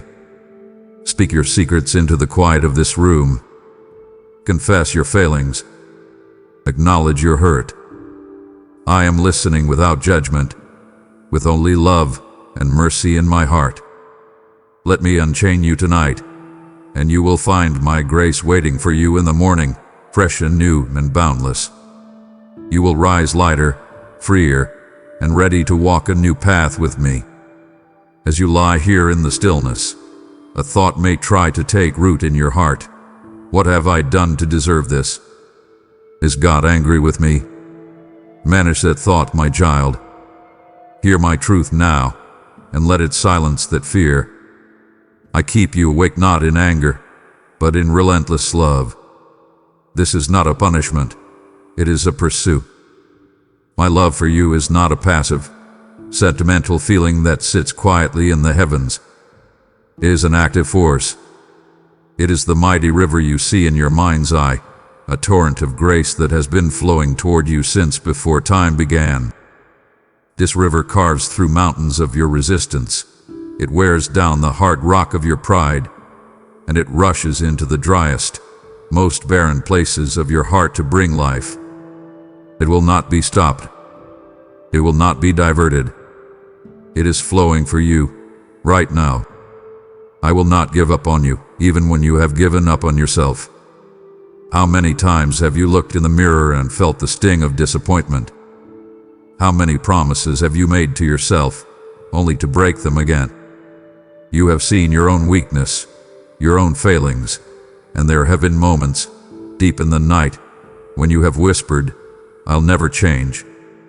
You may have given up on yourself, my child, and a good father does not abandon his children when they fall. He runs to them. He cleans their wounds.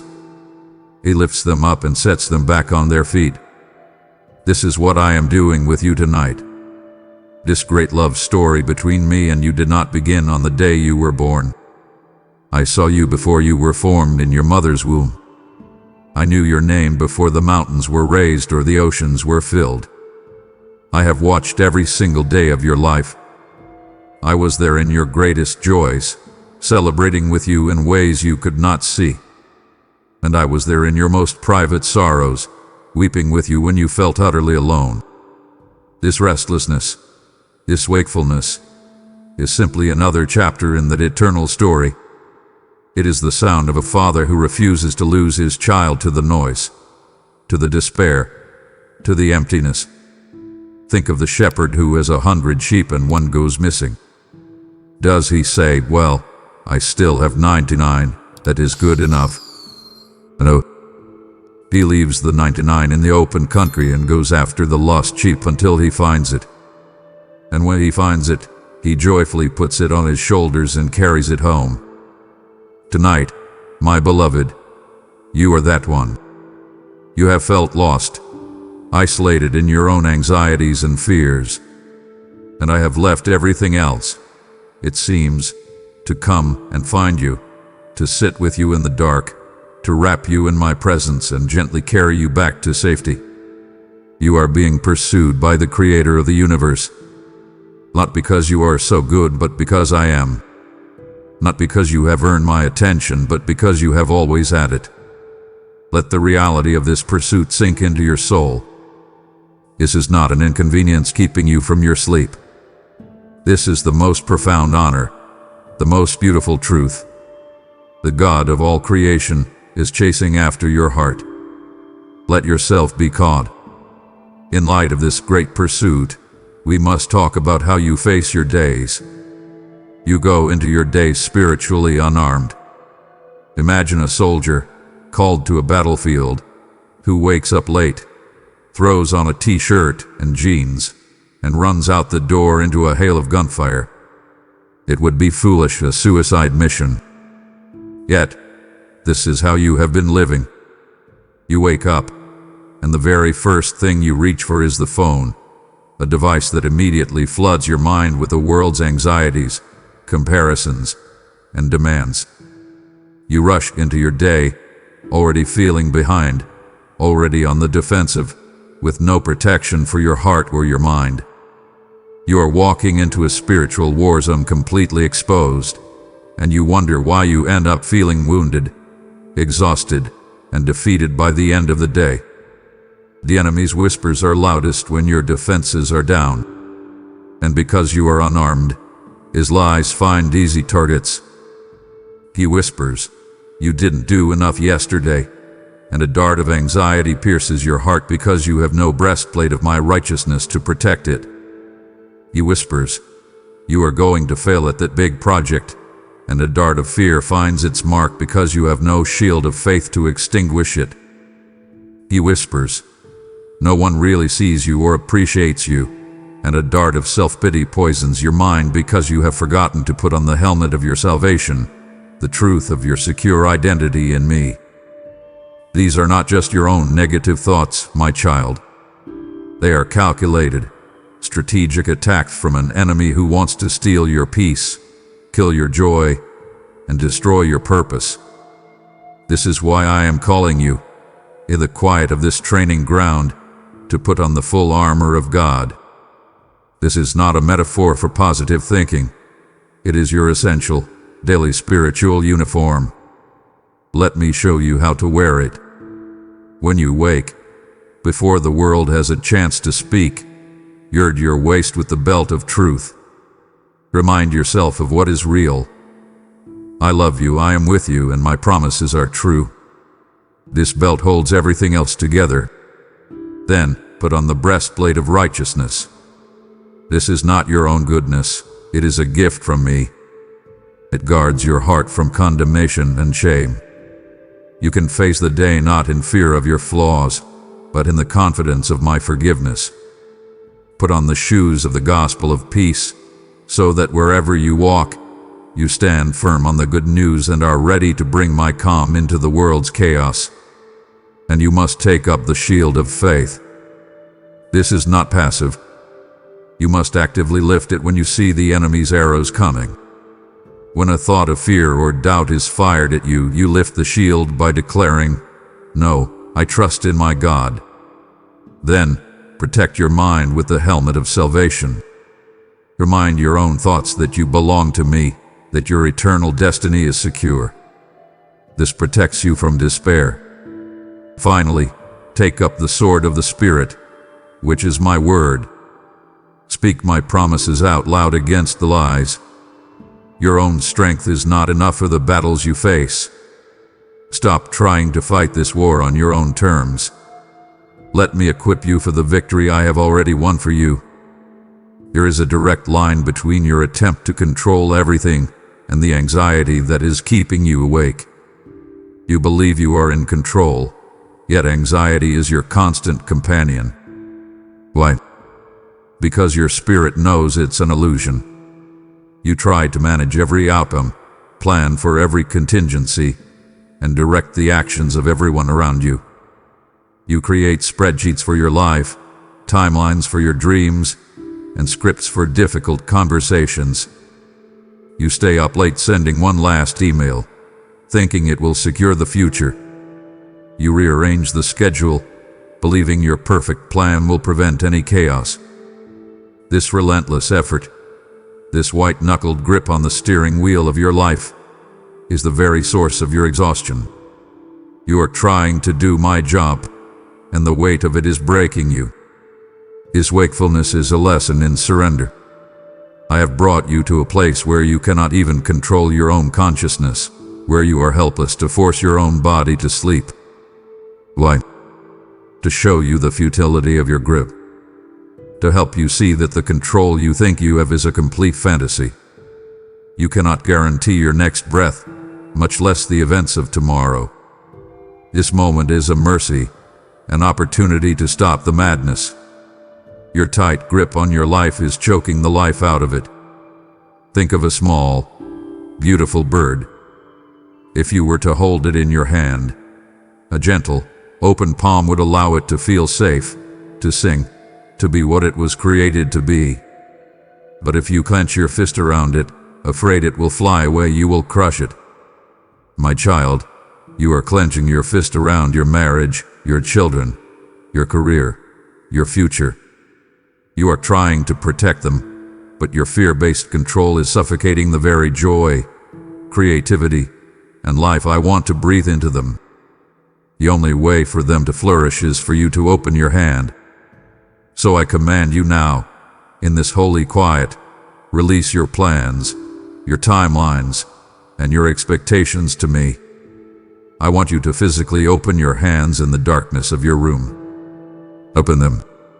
And now, mentally place your career in your open palms and give it to me. Place your family there and release them to my care. Place your financial future there and trust me as your provider. Place your own tightly held expectations for how your life should be and surrender them to my far better plan. True strength is not found in self-sufficiency. The world has lied to you about that. True strength is found in acknowledging your complete dependence on me. It is the strength of the branch that knows it is nothing without the vine. It is the strength of a child who knows their father is watching over them. It is time to embrace that strength. Here is the foundational truth that will set you free, the truth upon which you can finally find rest.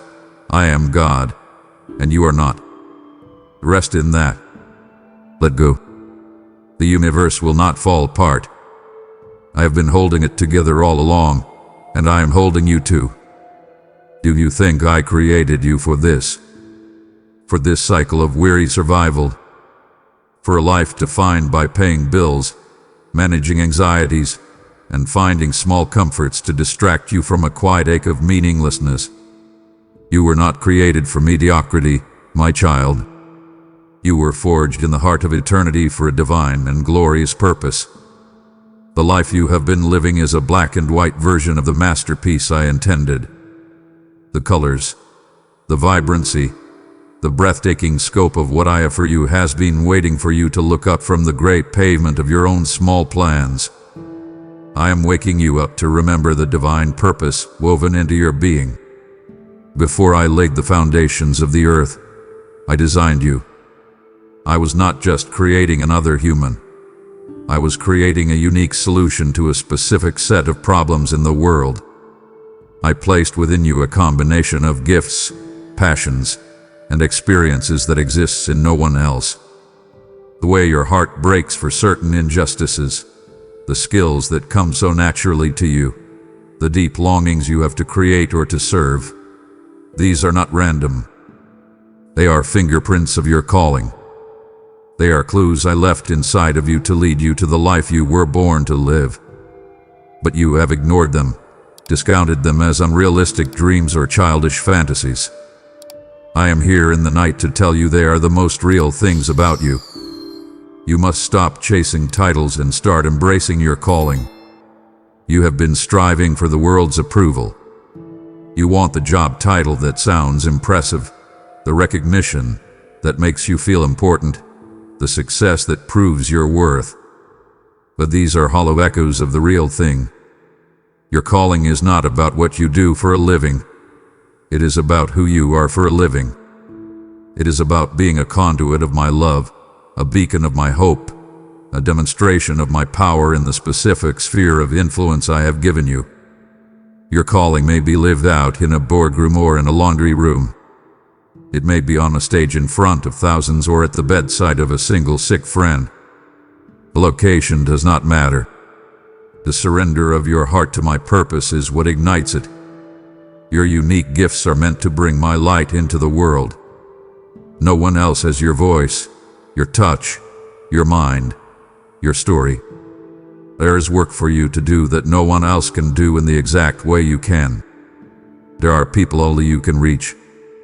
There are problems only you are perfectly designed to solve. For too long, you have been trying to be like someone else, comparing your journey to theirs, diminishing the sacred, unique work I have for you. Your journey is yours alone. Stop looking at their path and ask me to show you the next step on yours. Do not go another day ignoring the reason you were made. Your life is a precious, unrepeatable miracle. Do not waste it on the small, safe, mediocre life you have settled for.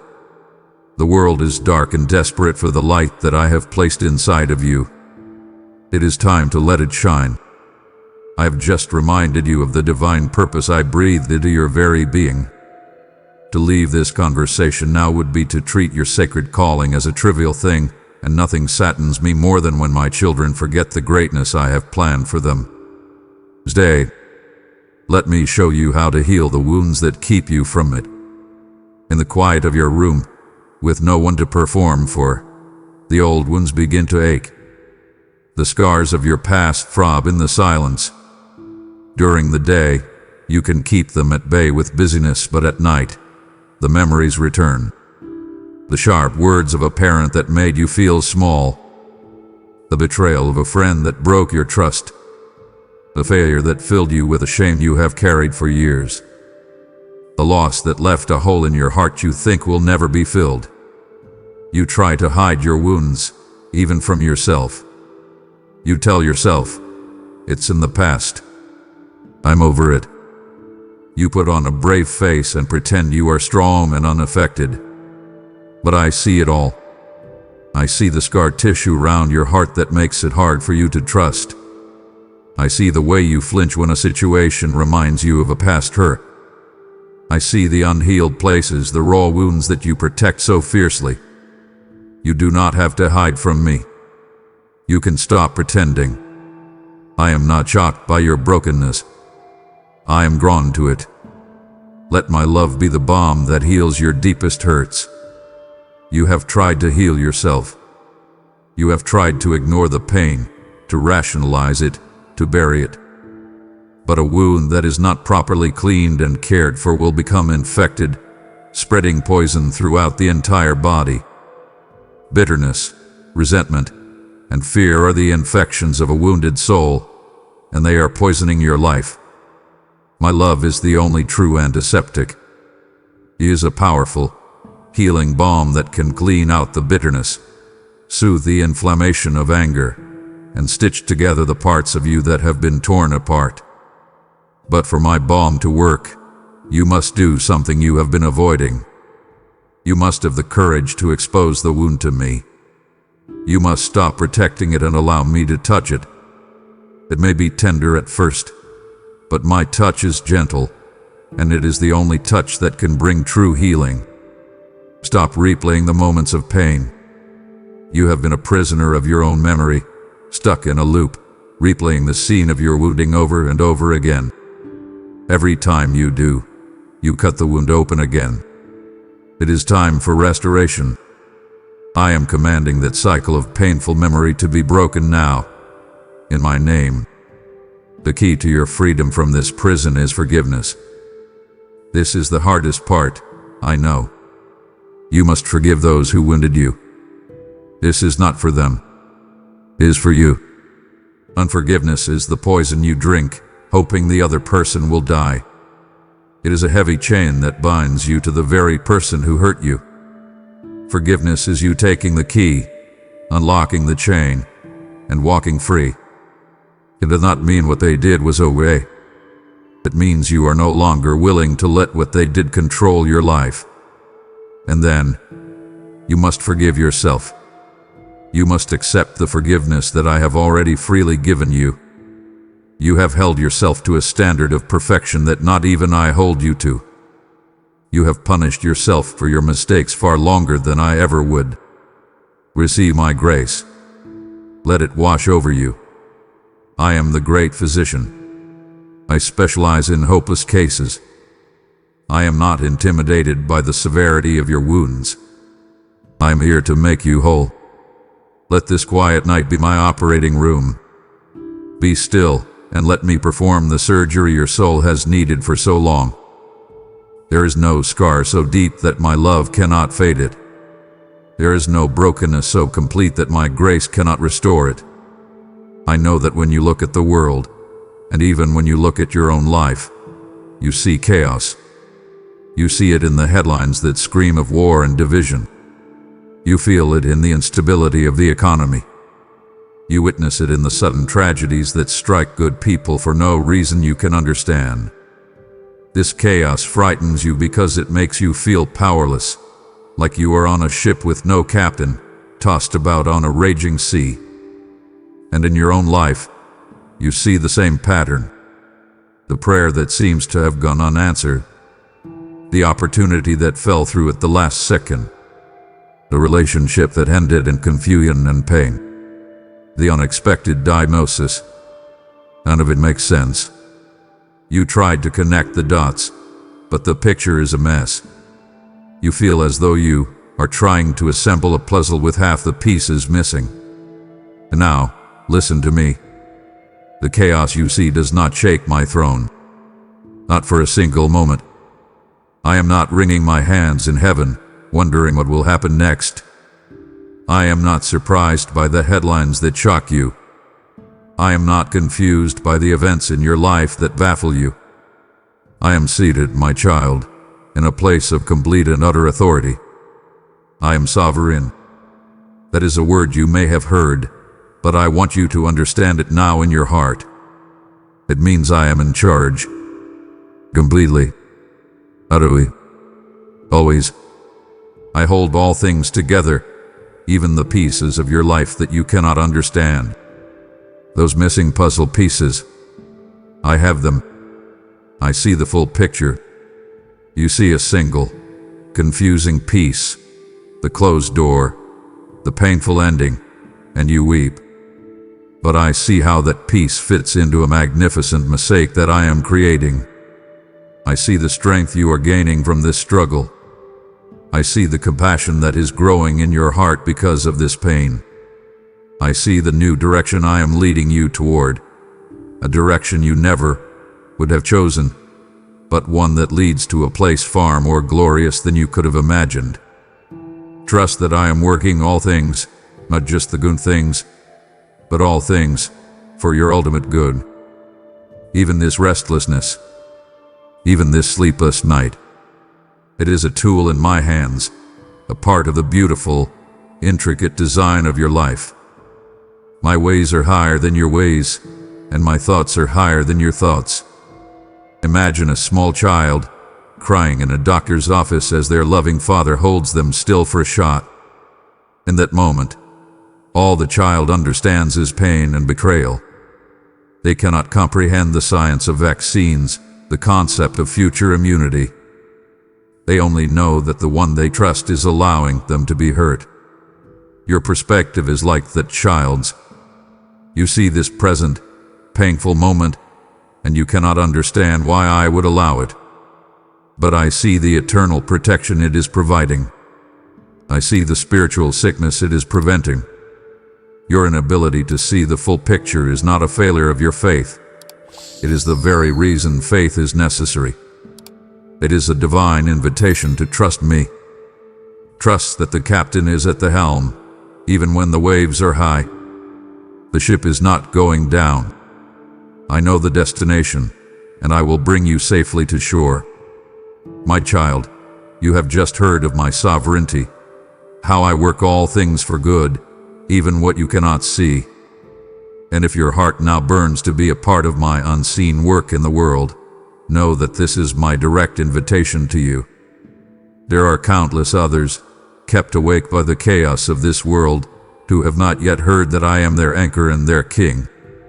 Your support now becomes a seed of my sovereign word, sowing light into the darkness of their sleepless nights. For I declare to you now, give, and it will be given to you. A good measure, pressed down, shaken together and running over, will I pour into your life. As you sow into this mission, I will multiply your seed and command the devourer to flee from your harvest. This is a holy transaction, an eternal investment in souls. So now, act on this faith through super thanks, membership, or the link below, and watch as I use your gift to prove my sovereignty to the world. In the safety of this stillness, in the profound intimacy of this moment we are sharing, I want to give you a beautiful and powerful gift. But to receive it, you must first understand it. The world has taught you to fear this word, to associate it with groveling, with shame, with a cowering guilt. But that is the enemy's definition. I want to give you mine. The gift is repentance. And you must understand that this is a holy moment, an opportunity to turn. Repentance is not about shame. It is about returning home. Imagine you have been on a long, difficult journey, walking in the wrong direction. You are tired, your clothes are torn, and your feet are sore. You are lost. Repentance is that moment when you stop, look up, and see the lights of your Father's house on a distant hill. It is the sudden, joyful realization that you can go home. It is not about beating yourself up for getting lost. It is about the thrill of being found. It is a change of mind that leads to a change of direction, a turning fueled not by fear of punishment, but by the longing for my embrace.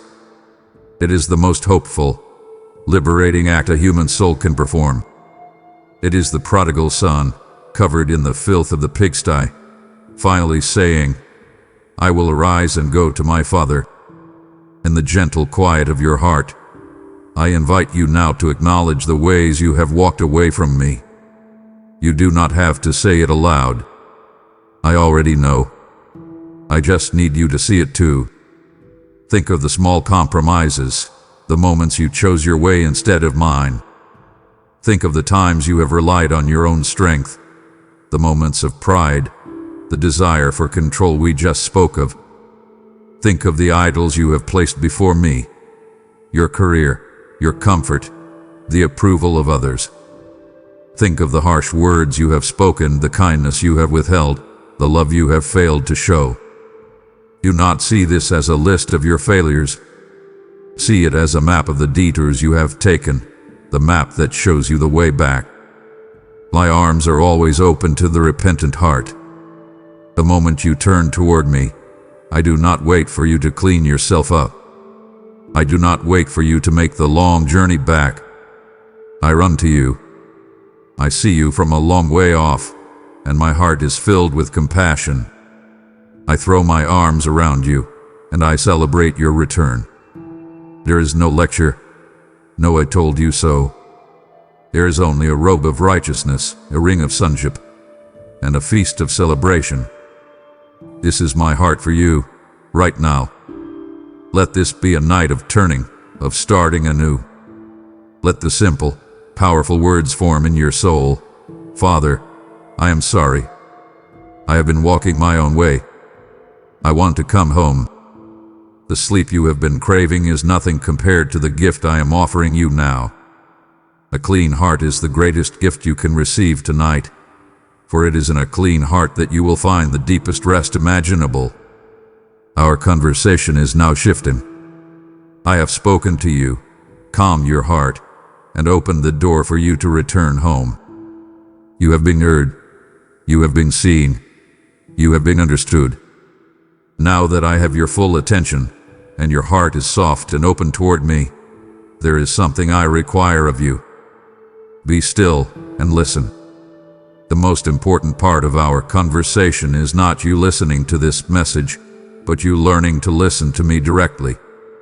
This sleepless night is not just for comfort, it is for commissioning. I have a mission for you, and your instructions are waiting. I have specific instructions for your next steps. My guidance is not always a grand, sweeping vision. Often, it is the next simple, obedient step. Perhaps I am asking you to finally have that difficult conversation you have been avoiding. Perhaps the instruction is to apologize to the person you wounded with your words. Perhaps it is to rest, to truly cease your striving and trust me with the outcome. It might be to pick up your Bible, which hath been gathering dust, and open it to a specific place. It could be to reach out to that person whose name I have placed on your heart. Do not dismiss these thoughts. If they align with my character of love, forgiveness, and righteousness, they are my instructions. I am a God of practical, real-world guidance, not just abstract spiritual principles. I must warn you, do not rush back to your own plans when the sun rises. The temptation will be immense. Your alarm will go off, and the world's noise will come rushing back in. The to-do list you made yesterday will scream for your attention. The anxieties you surrendered tonight will try to reclaim their territory. You will be tempted to dismiss this entire encounter as a strange, sleep-deprived dream. Do not do it. Do not let the morning rush erase this holy work. What is decided in the quiet of the night must be walked out in the light of the day. The guidance you seek is not in the world's wisdom, but in my word. When you need to make a decision, your first instinct is to ask for opinions, to read articles, to make a list of pros and cons. These things are not inherently bad, but they are not the primary source of my wisdom. My living word, the Bible, is your map. As you read it, not as a history book but as my personal letter to you, I will speak. A verse will seem to leap off the page. A story will resonate perfectly with your situation. My spirit will use my written word to give you a living word for your specific moment. This is how I speak. I also speak in the quiet of your spirit. As you pray, as you sit in silence, you will feel a nudge, a sense of peace about one path and a check in your spirit about another. Learn to discern this inner witness. It is my Holy Spirit, your ever-present guide. Obedience begins with listening. You cannot follow a command you have not heard. So for the remainder of this night, practice. Still your own thoughts. Ask me, Lord, what are you saying? And then, simply listen. There is a reason you often avoid these quiet moments with me. It is not just because you are busy. Let us be honest, you and I. You are afraid to listen because you fear what I will ask of you. A part of you would rather live with the familiar noise than risk the silence, because in the silence, you might hear a command that disrupts your comfortable life. You are afraid I will ask you to give something up that you love. You are afraid I will ask you to forgive someone you feel has a right to your anger. You are afraid I will ask you to step out of your comfort zone, to take a risk, to trust me with something that feels unsafe. This fear is a wall between us, and I want to tear it down tonight with my truth. Look at me, my child. Look at the cross where my son stretched out his arms for you. Is it the act of a God who wants to take from you? Or is it the act of a God who has already given you everything? You have a flawed picture of me. You see me as a cosmic killjoy, a stern master looking for ways to make your life difficult. But that is a lie, whispered by the enemy to keep you far from me. Ask yourself this: do you truly believe that I, the one who created you in love and saved you at an infinite cost, would lead you to a place where my grace could not sustain you? Do you think I would command you to do something without also giving you the power and the provision to do it? Your fear is based on a fundamental misunderstanding of my character. I am a good father, and good fathers do not set their children up to fail. My commands are not burdensome. They are the path to true life. When a loving father tells his toddler, "Do not run into the street," is he trying to restrict the child's fun? Or is he protecting the child's very life? You see my commands: to love your enemies, to be generous, to walk in purity, as restrictions. I see them as guardrails. They are not a fence to keep you in a prison of rules. They are a guardrail on the edge of a high mountain path, keeping you from falling into the canyons of despair, addiction, and brokenness. The path I call you to is narrow, yes, but it is the only path that leads to the wide open spaces of abundant life. I know that following me requires sacrifice. There are things you will have to let go of. But the sacrifice I ask for is nothing compared to the joy I will give you in return. It is like asking a man to trade a handful of pebbles for a treasure chest of diamonds. You are clinging to your pebbles, your comfort, your pride, your right to be angry, because you are afraid to let them go. I am asking you to open your hands so I can fill them with a treasure so great, a joy so profound, you will wonder why you ever held on to those worthless stones for so long. So let go of the fear of the unknown and trust the one who knows all things. You do not have to see the entire journey. You only have to trust your guide. Your yes to me is not a no to happiness. Your yes to me is a yes to your own liberation. We have come to the very edge of your fear, to the place of your greatest decision. To turn back now is to tell me that your comfort is more valuable than your calling. It pains my heart to watch my child willingly choose a cage when I am holding the key to their freedom. Do not stop now. Now, my child, I want to broaden your perspective. This sacred time, this divine appointment, is not just about you. Your freedom, your healing, your purpose, they are all wonderfully important. But I have an even grander design. I am waking you up to pray for others.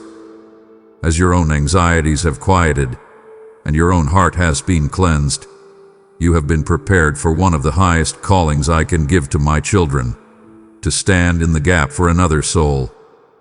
As you lie awake, I am bringing names and faces to your mind. Pay attention. Who are they? Is it your child, who is wandering far from me? Is it your friend, who is silently struggling with a private pain?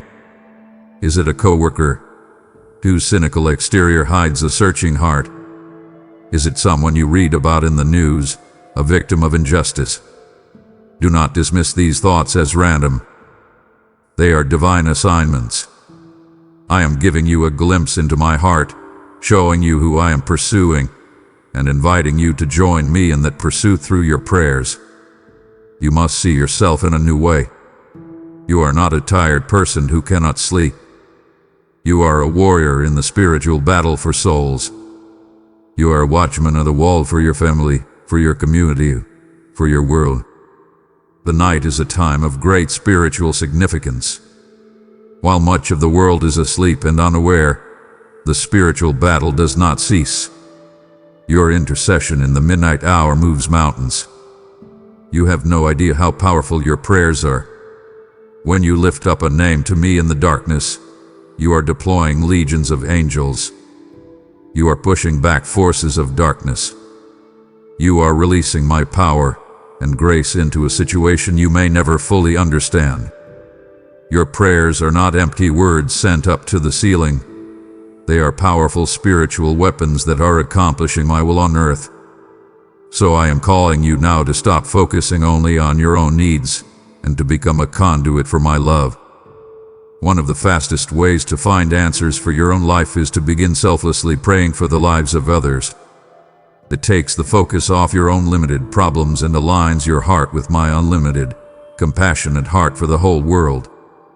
It shifts your perspective from your own pain to my glorious purpose. So ask me now who is on your heart, Father, and listen. Take the names and faces that come to mind and begin to lift them up to me. Pray for their protection, for their salvation, for their healing, for their peace. Turn your personal trial of restlessness into a powerful ministry of intercession. This is your high calling tonight. Do not neglect it. Your prayers matter more than you will ever know. I want you to change the way you see this moment. Your mind has labeled it a trial, a struggle, a bad night. You are enduring it, waiting for it to be over. But I am asking you now to see it through my eyes. Do not see this time as a trial to be endured, but as a treasure to be held. It is a gift. The world is full of people who are running so fast, so distracted by the noise, that they go their entire lives without a single, truly quiet moment to meet with their Creator. But you, my child, have been given this gift tonight. The relentless demands of your life have been paused. The voices of the world have been silenced. All the universe has conspired to leave you alone with me. You understand the honor of this. Kings and prophets in ages past longed for this kind of uninterrupted intimacy. They sought me in caves and on mountains, desperate for a moment of the communion you are being freely given right now. This is not a burden. It is a blessing. To be alone with me is the greatest privilege in all of existence. All the acclaim of the world, all the riches of the earth, all the pleasures of the flesh, they are like dust compared to the treasure of being in my presence. So, I am giving you a command now, a command that will feel impossible to your weary mind, but one that your spirit is ready to obey. Let joy, not anxiety, fill this quiet room. Your joy is not dependent on your circumstances. It is not dependent on getting 8 hours of sleep. Happiness is a reaction to your world, but joy is a response to me. In my presence, there is fullness of joy. It is not something you have to manufacture. It is something you receive. It is the natural atmosphere of my being, and as you turn your focus from your problems to me, you begin to breathe that atmosphere. Breathe me in, my child. Inhale my peace. Exhale your worries. Inhale my love. Exhale your fears. Inhale my joy. Exhale your sorrow. I want you to do something practical right now. Sing a song of praise in your heart, even here in the darkness. It does not need to be a grand hymn. It does not need to be out loud. It can be a single line from a song you love. It can be the simple, whisper words, "You are good. I love you, Lord." You feel the shift. Praise is a spiritual act of warfare. It silences the accuser. It changes the atmosphere of your heart and your room. It lifts your gaze from the troubling waves around you to me, the one who walks on water. It is an act of faith that declares that I am bigger than your sleeplessness, bigger than your problems, bigger than your fears. This communion we are sharing, this quiet exchange of love and truth, is a foretaste of heaven. This is what eternity will feel like. An endless, joyful, peaceful communion with me, where all tears are wiped away and all anxieties are gone forever. You are being given a small, beautiful glimpse of your eternal home tonight. Do not waste it by wishing it away. Receive it. Share it. Find your joy in it. When the anxieties begin to rise again, when your mind starts to drift back to its well-worn paths of worry, I want to give you the simplest, yet most powerful weapon I have ever entrusted to humanity. When you are restless, speak my name.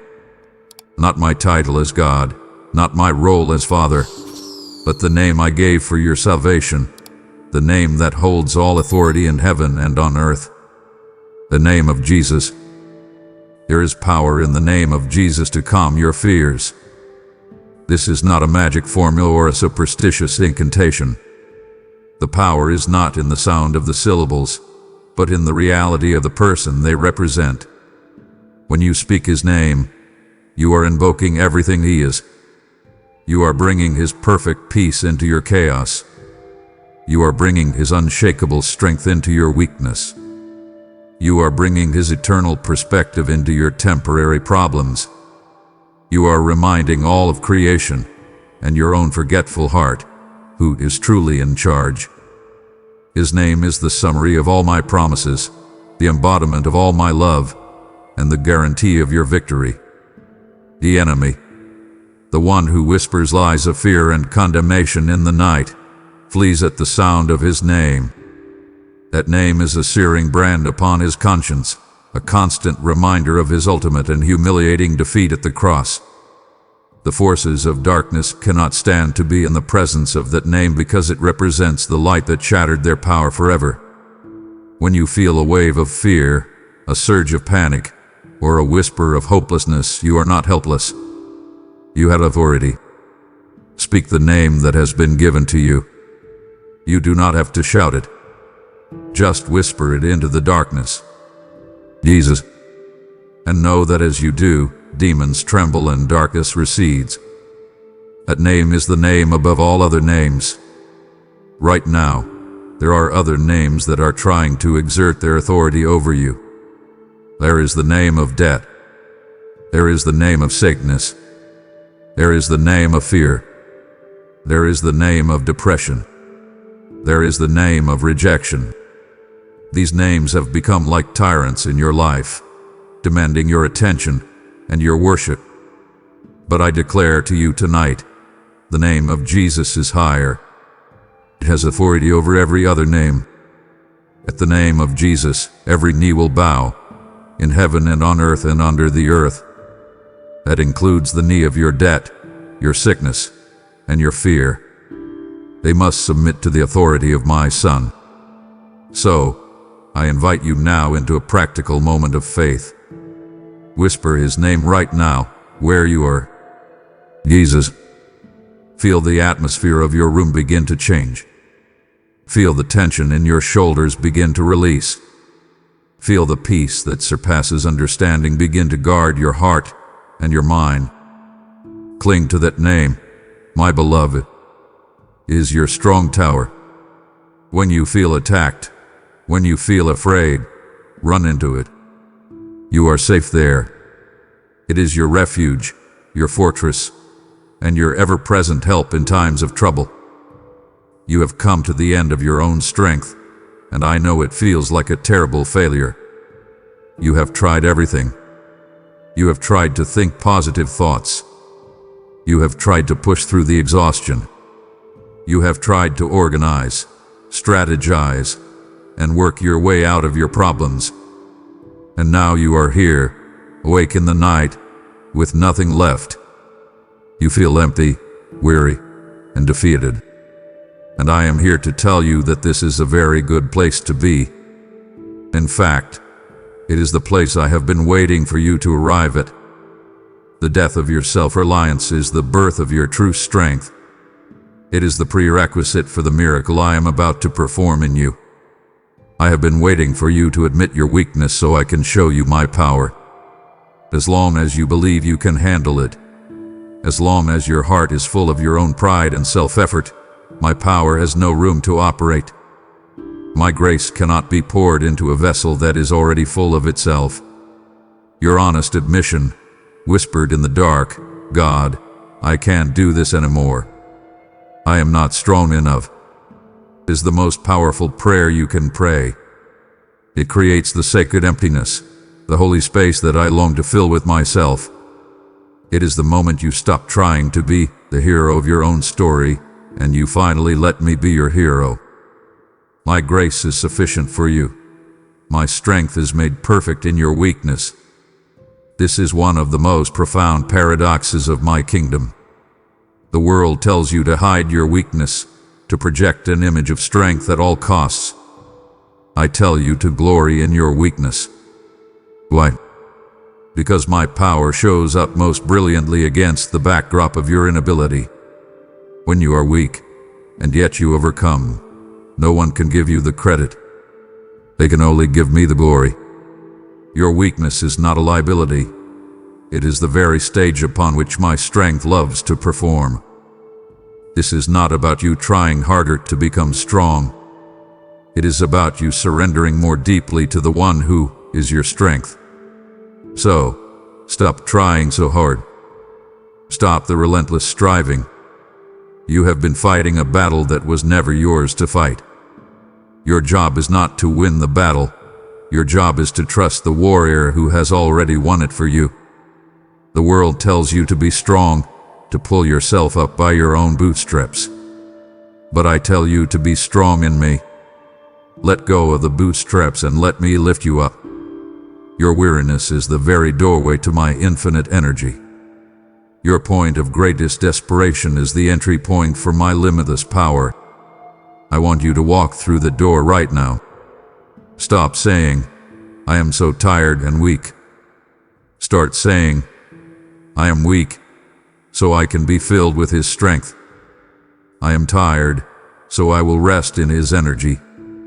Let go of your own strength. It is a broken and useless tool. And take hold of mine. It is perfect, it is powerful, and it will never, ever fail you. In the deep silence of the night, when your feelings of fear and doubt are magnified, you must have something solid to stand on. Your feelings are like shifting sand, but my promises are an unshakable rock. The enemy will use this quiet time to whisper his lies, but you will combat those lies by filling your mind with my truth. So, in the silence, let me remind you of my promises. Let us rebuild the foundations of your faith right now. First, I have promised to never leave you nor forsake you. Feel the weight of that promise. Right now in this room, you are not alone. I am with you. Your feeling of loneliness is a lie. My presence with you is the truth. When you walk into that difficult situation tomorrow, you will not go alone. When you face that fear, you will not face it alone. I am your constant companion, your ever-present help. This is not something you have to earn or strive for. It is a fact, sealed by the blood of my Son. Cling to it. Second, I have promised you a future and a hope. The enemy loves to use the darkness to make you feel that your current struggle is your permanent reality. He wants you to believe that things will never change, that you will be stuck in this place of anxiety forever. That is a lie. Your current situation is a chapter. It is not the whole story. I am the author of your story, and I am writing a good one. It has a glorious ending. Even when you cannot see it, I am working behind the scenes, orchestrating events, preparing a future for you that is filled with hope. Your story is not over. The best is yet to come. Third, I have promised to be your provider, your healer, and your protector. Every single one of your anxieties falls under one of these categories. Are you worried about your finances? I'm Jehovah Jireh, your provider. I own the cattle on 1,000 hills, and I will care for my child. Are you worried about your health or the health of someone you love? I'm Jehovah Rapha, your healer. By the stripes of my Son, you were healed. Are you afraid for your safety or the future of your family? I am your protector, your shield, your strong tower.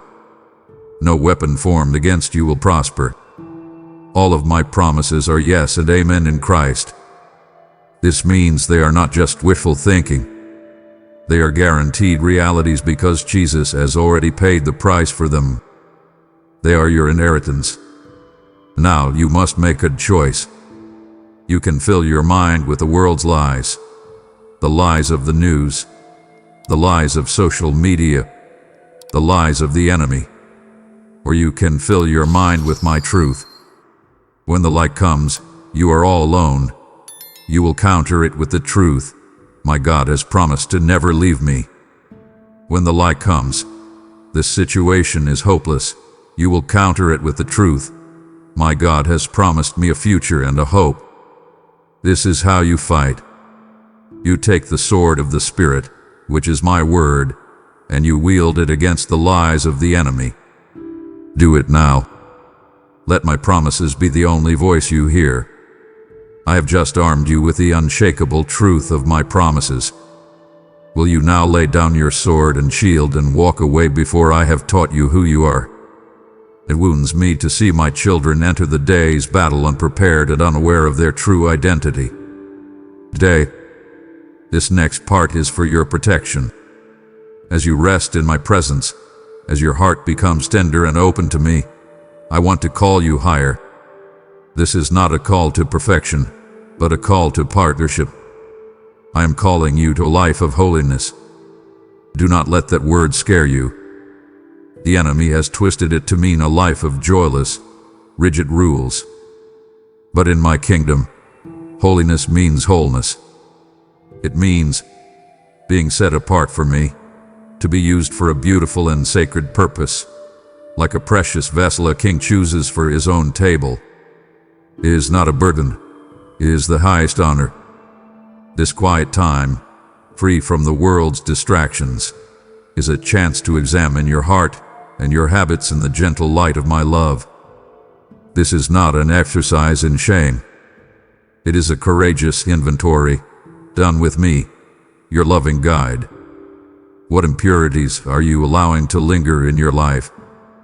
I am not speaking only of the big, obvious sins. I am speaking of the subtle things that grieve my spirit and hold you back from the abundant life I have for you. What is the habit of your thought life? Do you allow bitterness to take root? Do you entertain thoughts of envy or comparison? What about the words you speak? Do you engage in gossip, in criticism, in negativity? These things may seem small to you, but they are toxins to your soul. What about the compromises you make with what you watch, what you read, what you allow to enter the sacred space of your mind? I desire a clean vessel that I can fill with my spirit. Imagine you are thirsty, and I want to give you a glass of pure, cool, living water. But the glass you hand me is filled with mud. I cannot pour my pure water into a dirty glass. My desire to cleanse you is not born of anger or disappointment. It is born of my passionate desire to fill you with more of myself. I want to pour more of my peace, more of my joy, more of my power into your life. But first, the vessel must be cleansed. The mud of compromise and hidden sin must be washed away. Holiness is not about a rigid set of rules. It is about reflecting my character. It is the beautiful, lifelong process of becoming more like Jesus. It is about your heart being transformed so that you begin to love what I love and hate what I hate. It is a journey of your character becoming more patient, more kind, more gentle, more faithful. It is about your life becoming a more accurate reflection of my goodness and my love to a world that is desperate to see what I am truly like. This is not something you can do through willpower. It is the work of my Holy Spirit within you. Your part is to surrender, to be willing. So I invite you now, come. Let me wash you whiter than snow. In the safety of this moment, confess the impurities you have seen. The habit of thought, the careless words, the secret compromises. Hand them to me. You do not have the power to cleanse yourself, but I do. As you confess, I forgive. And as I forgive, I cleanse. This is my promise to you. Let me do this deep, purifying work in you tonight, so that tomorrow you can walk as a cleaner, more beautiful vessel, ready to be filled to overflowing with my spirit. For far too long, you have allowed the world to tell you who you are. The world has given you many labels, and you have worn them like a heavy coat. Perhaps the label is failure, given to you after a mistake that you have never been able to forget. Perhaps it is anxious, a name you have claimed for yourself because worry has been your constant companion. Maybe the labels are more subtle, the responsible one, which has forced you to carry everyone's burdens, the people pleaser, which has made you sacrifice your own soul to keep others happy, not good enough, a quiet, venomous whisper that has colored every decision you have ever made. You have accepted these names. You have built your life around them, organizing your behavior and your expectations to fit within their narrow, cruel boundaries. But tonight, I am tearing those labels off you, for they are all lies. I am here to give you your true name. Listen to me now. This is who you are. You are my child, not my employee, whom I evaluate based on performance, not my subject, whom I rule from a distance. You are my own beloved child, with full access to my heart, with the right to crawl into my lap, with the full inheritance of my kingdom. You are chosen. Your existence is not an accident. You are not an afterthought. Before I spoke the stars into being, I chose you. I handpicked you. I designed you with a purpose that only you can fulfill. You are beloved. This is your state of being. My love for you is not a fluctuating emotion based on your good days and bad days. It is the very foundation of reality. Before you did anything to earn it, while you were still running from me, I loved you. My love is your permanent, unchanging identity, and you are redeemed. That heavy coat of shame, guilt, and failure was nailed to a cross 2,000 years ago. You were bought back from the slavery of sin with a price of infinite value, the life of my son.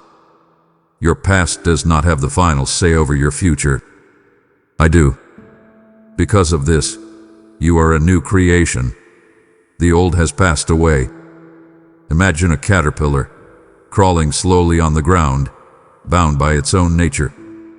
It may think that crawling is its entire destiny, but one day, it enters a cocoon, a dark, quiet place of transformation, much like this night, and it emerges as something entirely new. It emerges with wings. My child, you have been given wings, but you are still trying to crawl. You are still living by the rules and limitations of your old, earth-bound nature. I am telling you that the old you, the one defined by those false labels, is gone. He is dead. The you that is alive now is a new being, empowered by my spirit to fly. Stop living as an orphan when you are a child of the King. An orphan strives, an orphan worry, an orphan lives in fear of that. A child of the King rests. A child of the King trusts. A child of the King lives with the confident assurance of their Father's boundless love and provision. Your worth is not in your accomplishments. It is not in your bank account, your job title, or the number of people who approve of you. Your worth was settled at the cross. It is infinite, unchanging, and non-negotiable. Let this truth sink deep into your soul tonight. Let it overwrite all the lies. You are my child. You are chosen. You are beloved. You are redeemed. This is your true name. My child, I have just spoken your true name over you. chosen, beloved, redeemed. You are a child of the King. And if the heart of a king's child now beats within you, yearning to show my generosity to a broken world, then listen closely. Millions are still living under the weight of the false names the enemy has given them. Forgotten, unworthy, alone. Your gift now becomes the oil of anointing, the manna in the wilderness that carries my voice, their true identity, to those who are starving for hope. For I tell you a truth, I love a cheerful giver, and I declare that my grace will abound to you, so that in all things at all times, having all that you need, you will abound in every good work. This is your moment to act like the royalty you are. And now, give bountifully through super thanks, membership, or the sacred link below, and release my identity to a world that has forgotten its name. You must understand, my child, that you are not simply wrestling with your own thoughts tonight. There is a battle being waged for your mind, and you must be aware that the accuser, your enemy, loves to work in the darkness. The night is his favorite time to attack. When you are tired, when your emotional defenses are down, when the world is quiet, he slips into the silence and begins to whisper his ancient, poisonous lies. I want to expose his strategy to you now, so you can recognize it and stand against it. He will whisper lies of condemnation, fear, and hopelessness. His voice is subtle, and he is an expert at making his lies sound like your own thoughts. He is the one who takes a small mistake you made yesterday and magnifies it, whispering, "You failed again. You always do this. You will never change." God must be so disappointed in you. That is condemnation. It is a lie designed to crush you under the weight of your own imperfection. Then he will point to the future, to the unknown challenges of tomorrow, and he will whisper, "What if you lose your job? What if you get sick? What if your family falls apart? You can't handle it. It's too much." That is fear. It is a lie designed to paralyze you with anxiety and steal the peace I have given you.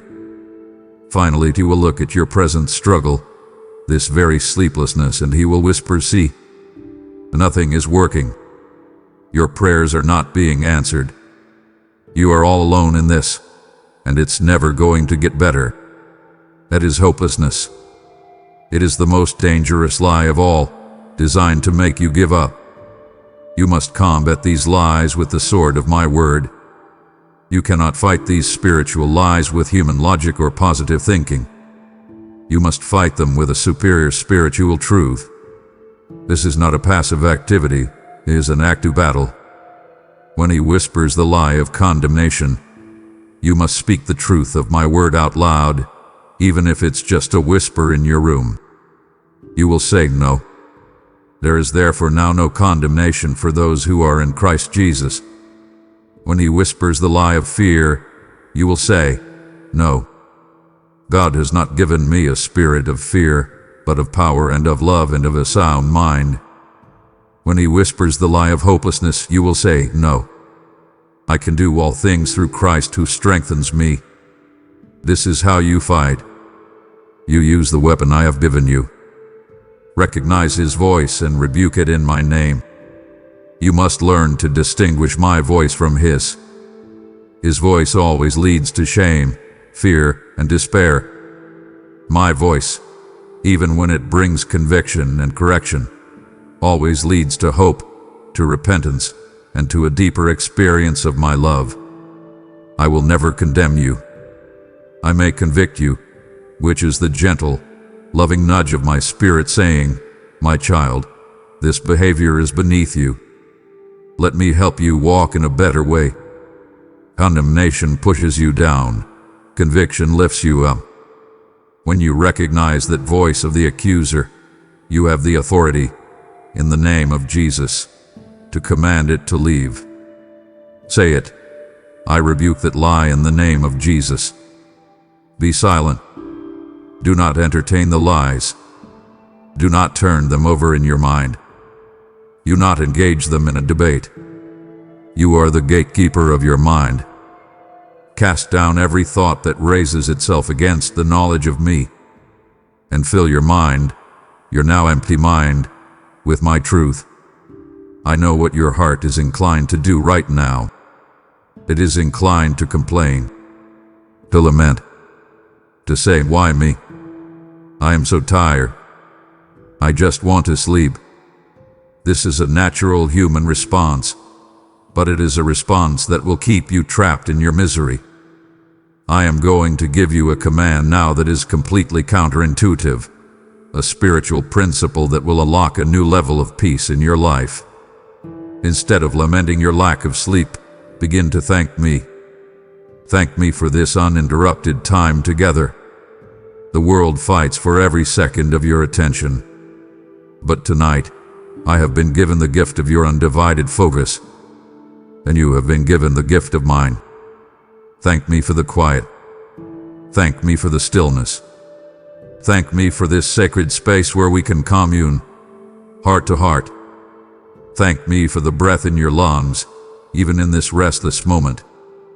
The fact that you are alive, that your heart is beating, that you have this very moment to hear my voice, is a miracle of grace. Do not take it for granted. Start with the most basic, foundational truths.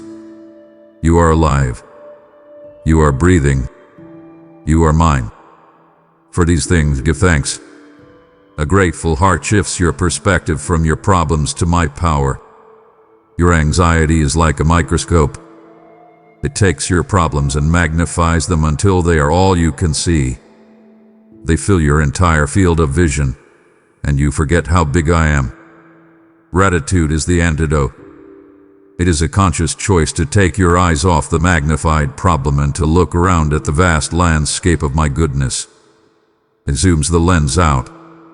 It forces you to acknowledge that even in this hard moment, you are surrounded by evidence of my faithfulness. When you focus on your problems, your spirit shrinks. When you focus on me, your spirit soars. I want you to do this now. Count your blessings. Name them one by one. Do not be general. Be specific. Start with the bed you are lying in, the roof over your head. Thank me for it. Think of one person in your life who loves you. Say their name in your heart and thank me for them. Think of one beautiful thing you saw today, the color of the sky, a flower, the smile of a child. Thank me for the gift of sight. Think of one moment in your past when you were in trouble and I made a way for you. Remember my faithfulness and thank me for it. Go on. Keep the list going. The simple pleasure of a warm drink. The song that lifted your spirits. The strength that got you through the day. The more you look for my blessings, the more you will find. Gratitude is the antidote to despair. It is spiritually impossible to be filled with both genuine thankfulness and crippling despair at the same time. One will always conquer the other. Fear and faith cannot occupy the same space in your heart. Despair and gratitude cannot coexist. By choosing to thank me, you are actively starving your despair and feeding your faith. You are choosing to align your heart with the truth of my goodness, rather than the feeling of your circumstances. This is not about pretending your problems do not exist. It is about declaring that I am bigger than your problems. Let a spirit of thanksgiving rise in you now, and feel the darkness begin to lose its power. You have been seeking sleep, but what your soul truly craves is peace. And I want to give you a peace that the world cannot understand. The world's definition of peace is the absence of trouble. It is a quiet house, a healthy bank account, a conflict-free relationship, a clean bill of health. This kind of peace is fragile because it is entirely dependent on your circumstances. The moment a child gets sick, or an unexpected bill arrives, or a conflict arises, that peace is shattered. The peace I give is completely different. My peace is a peace that can exist in the midst of a storm. It is supernatural. It does not make sense to the logical mind. Remember my son, sleeping in the back of a boat while a life-threatening tempest raged around him. The storm was real. The danger was real. The waves were crashing over the sides. His disciples, who were living in worldly peace, were terrified. But Jesus was in a state of my divine peace, a peace that was completely independent of the chaos around him. This is the peace I offer to you now. Your storm is real. Your anxieties are real. The challenges you face tomorrow are real. But my peace is more real. It is an anchor for your soul in the middle of the hurricane. This peace is not the absence of trouble, but the presence of me. You have been praying, God, take away this problem so I can have peace. And I am responding, my child, I am going to give you my peace so you can walk through this problem. Do you see the difference? The first is a temporary solution. The second is an eternal transformation. When my presence becomes the anchor of your life, the storms can still rage, but they will no longer have the power to capsize you. You will be held fast by a power greater than any wave. You must stop striving for it and simply receive it as a gift. You cannot achieve this peace. You cannot organize your life perfectly enough to create it. You cannot read enough books or try enough relaxation techniques to manufacture it. This peace is a fruit of my Holy Spirit. It is a gift given freely to my children. Your part is not to work for it, but to receive it. It is like you are drowning in the waves, and I am on the shore, throwing you a life preserver. You do not have to create the life preserver. You just have to stop flailing and grab hold of it. Stop your mental striving. Stop wrestling with your thoughts. Seize your efforts, and in the quiet surrender, open your heart and say, Father, I receive your peace. Let my peace guard your heart and your mind, the way a soldier guards a city. Imagine my peace standing as a sentinel at the gate of your mind. When a thought of anxiety tries to enter, my peace blocks it and says, You are not welcome here. When a feeling of fear tries to invade your heart, my peace stands firm and turns it away. This is my promise to you. This supernatural peace is your inheritance as my child. It is not reserved for a few spiritual giants. It is your birthright. Receive it now. Let it flood your soul. Let it calm the raging sea within you. This is true rest. I have poured out upon you a peace the world cannot give. To leave this moment now would be to receive this profound gift but refuse to learn how to carry it. It would grieve me deeply to watch you walk back into the storm unprotected. Stay. Let me prepare you for the dawn. This sacred time we have spent together is not an escape from your life. It is preparation for it. This time is not just for the night. It is to prepare you for the coming day. We have not done this deep work in your soul so that you can simply feel better for a few hours in the dark. We have done this work to transform how you live in the light. Every truth you have received, every lie you have renounced, every burden you have surrendered must now be carried into the reality of your day. What you receive from me in the darkness, you must walk out in the light. When the sun rises, the world will rush in, and it will test you. You have received my peace, but the world will offer you chaos.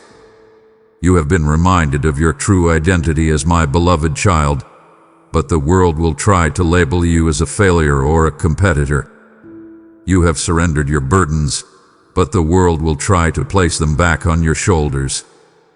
You cannot be a nighttime Christian who finds comfort in me in the dark and then lives like an orphan in the day. The reality of this encounter must become the foundation upon which you stand when the sun is high and the pressures are great. I am giving you your strategy for the battles of tomorrow. This has been a divine briefing session. You have been shown the enemy's tactics. You have been equipped with your spiritual armor. You have been reminded of the power in my name. You are not going into the day blind and unprepared. You are going in as a well-equipped, well-informed soldier. When that critical voice starts to whisper in your mind at work, you will recognize it as the accuser and you will wield the sword of my word. When that wave of anxiety about the future tries to overwhelm you, you will lift the shield of faith, trusting in my sovereignty. You are prepared for victory. Go into your day anchored in me, not in the chaos of the world. Imagine a small boat on the ocean. If it has no anchor, it is at the mercy of every wind and every current. Another person's bad mood can ruin your day. An unexpected problem can send you into a panic. The news can fill you with despair. That is a life without an anchor.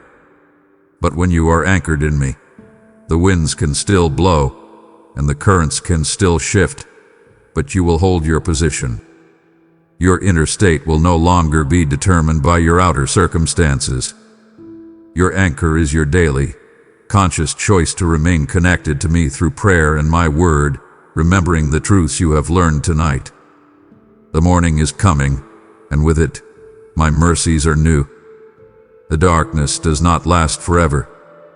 The sun will rise, and every sunrise is a symbol of my faithfulness, a promise of a fresh start, a new beginning. The weariness you feel now will not last. Joy comes in the morning. And know this, as you prepare to face that dawn, you will not face it alone.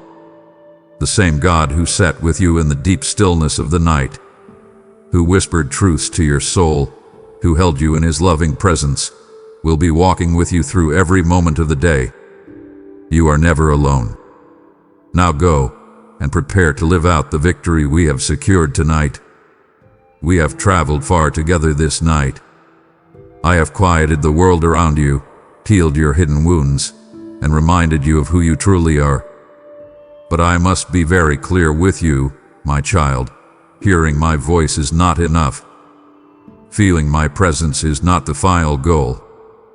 This entire divine encounter, this sacred intervention in your life, demands a response. Revelation is not for information, it is for transformation. And transformation requires your participation.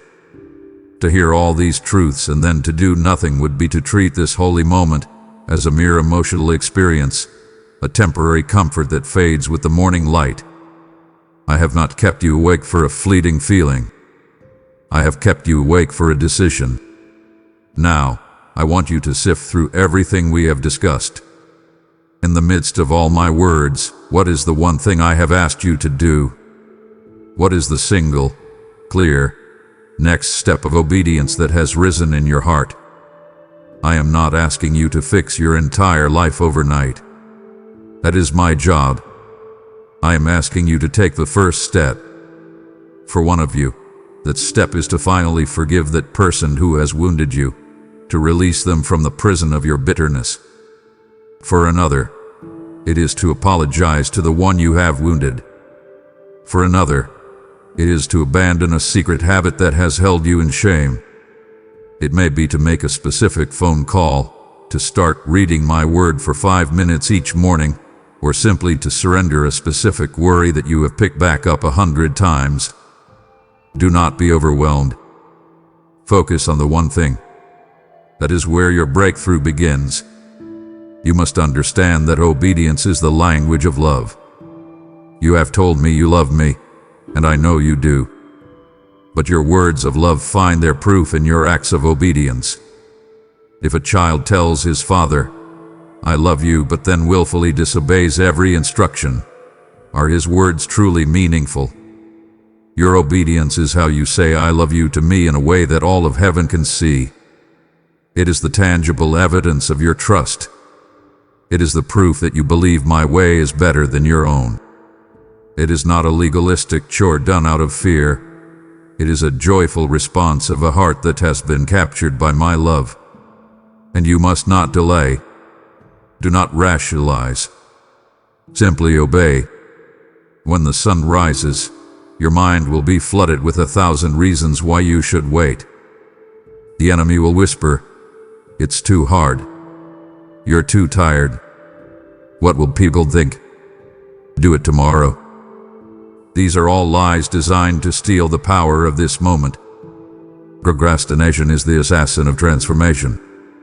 The power is in the immediate, simple, courageous act of obedience. Do not negotiate with my instructions. Do not try to modify them to make them more comfortable. And finally, will you say yes to me?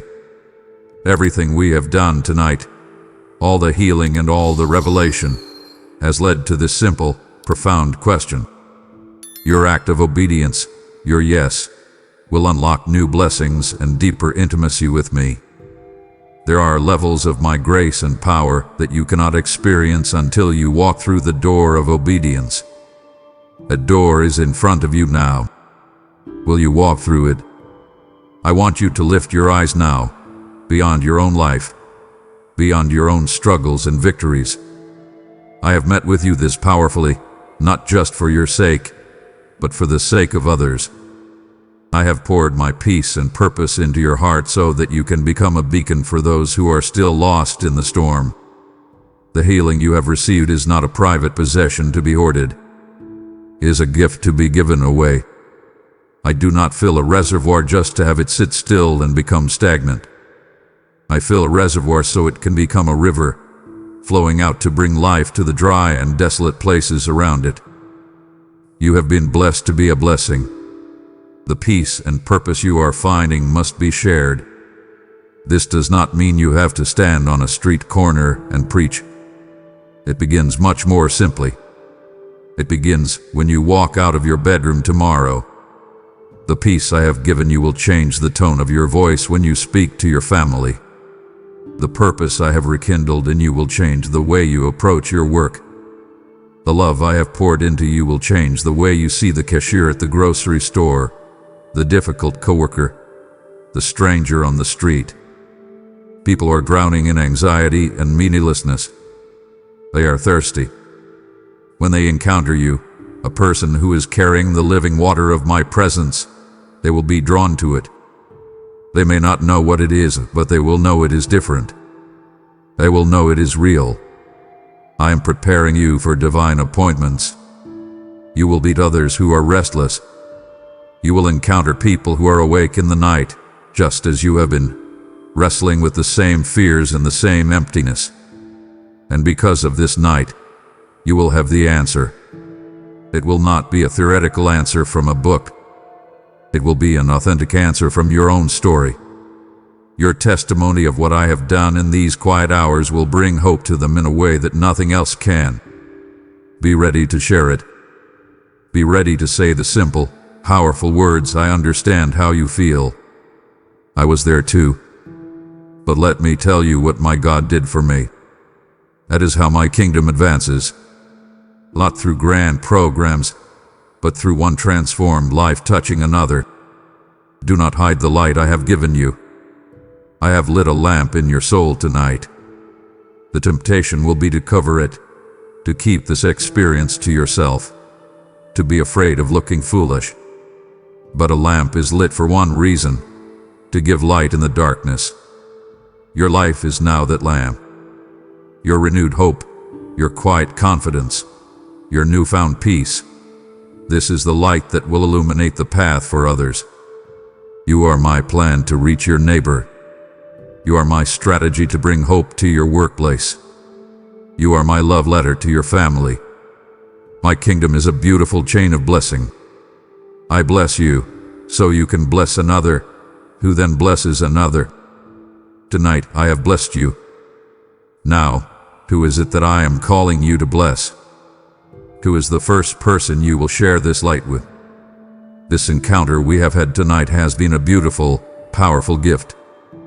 But I do not want this to be a one-time emergency meeting. Do not wait for another sleepless night to seek me. Do not wait for the next crisis, the next moment of desperation.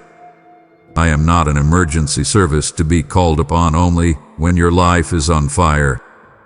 I am the very air you are meant to breathe, the daily bread that is meant to sustain you. The intimacy you have felt tonight, the clarity you have received, this is meant to be the normal state of your life as my child. To walk in this reality, you must make a habit of finding quiet moments with me every day. The discipline of listening is the most important skill you can possibly learn. It is more valuable than any skill you could acquire for your career. It is more important than any financial strategy you could master. It is more vital than any health regimen you could adopt. Why? Because from this place of listening to me, you will receive the divine wisdom, guidance, and strength needed to navigate every other area of your life. A life lived without this discipline is a life of guesswork, of striving, of reacting to circumstances. A life built on the discipline of listening is a life of purpose, peace, and power. I am inviting you to seek me early, before the world rushes in. The first 5 minutes of your day are the most important. Before you reach for your phone, before you turn on the news, before your mind begins to race with a day's to-do list, reach for me. Find a quiet place, even if it is just for a moment, and give the first fruits of your day to me. You can simply say, "Good morning, Father. I am here. I love you. What do you have for me today?" By doing this, you are setting the entire trajectory of your day. You are putting on your armor before the battle begins. You are anchoring your soul in me before the waves of the day start to crash. You are choosing to walk in the Spirit, not in the flesh. I want you to broaden your vision of our relationship. It is not meant to be confined to a quiet time in the morning. That is the starting point, the anchor. But the goal is a constant conversation. I want you to learn to turn your heart toward me in all moments, not just the desperate ones. When you are driving to work, talk to me. When you are facing a difficult task, ask for my wisdom. When you experience a moment of beauty or joy, thank me for it. When you feel a pain of frustration or sadness, bring it to me immediately. Our relationship is meant to be a constant, running dialogue, a life of continual communion. This is not a religious ritual to be checked off your list. It is the joyful reality of a child walking hand in hand with their father through every moment of the day. Do not let this intimacy fade with the morning light. Cultivate it. Protect it. Make it the central discipline of your life. You came into this night seeking one thing: sleep. You have been begging your body to shut down, for your mind to be quiet, so you could get a few hours of physical rest. And I care about that. But I offer you something far better, something infinitely deeper. You have been seeking sleep for your body, but I offer you rest for your soul. True rest is found only in me. You have been searching for it everywhere else. You think a vacation will give you rest, but you return just as tired, with a pile of work waiting for you. You think a weekend of entertainment will give you rest, but it only leaves you feeling empty and distracted. You think finally solving that one big problem will give you rest, but as soon as it is gone, a new one appears. Why? Because you are seeking rest in your circumstances. But the soul was created by me and for me, and it will remain restless until it finds its rest in me. There is a God-shaped hole in your heart, and you have been trying to fill it with everything but God. That is the source of your weariness. The rest I offer is a rest from striving, from worry, from fear. It is the deep, profound sigh of relief your soul makes when it finally stops trying to be God.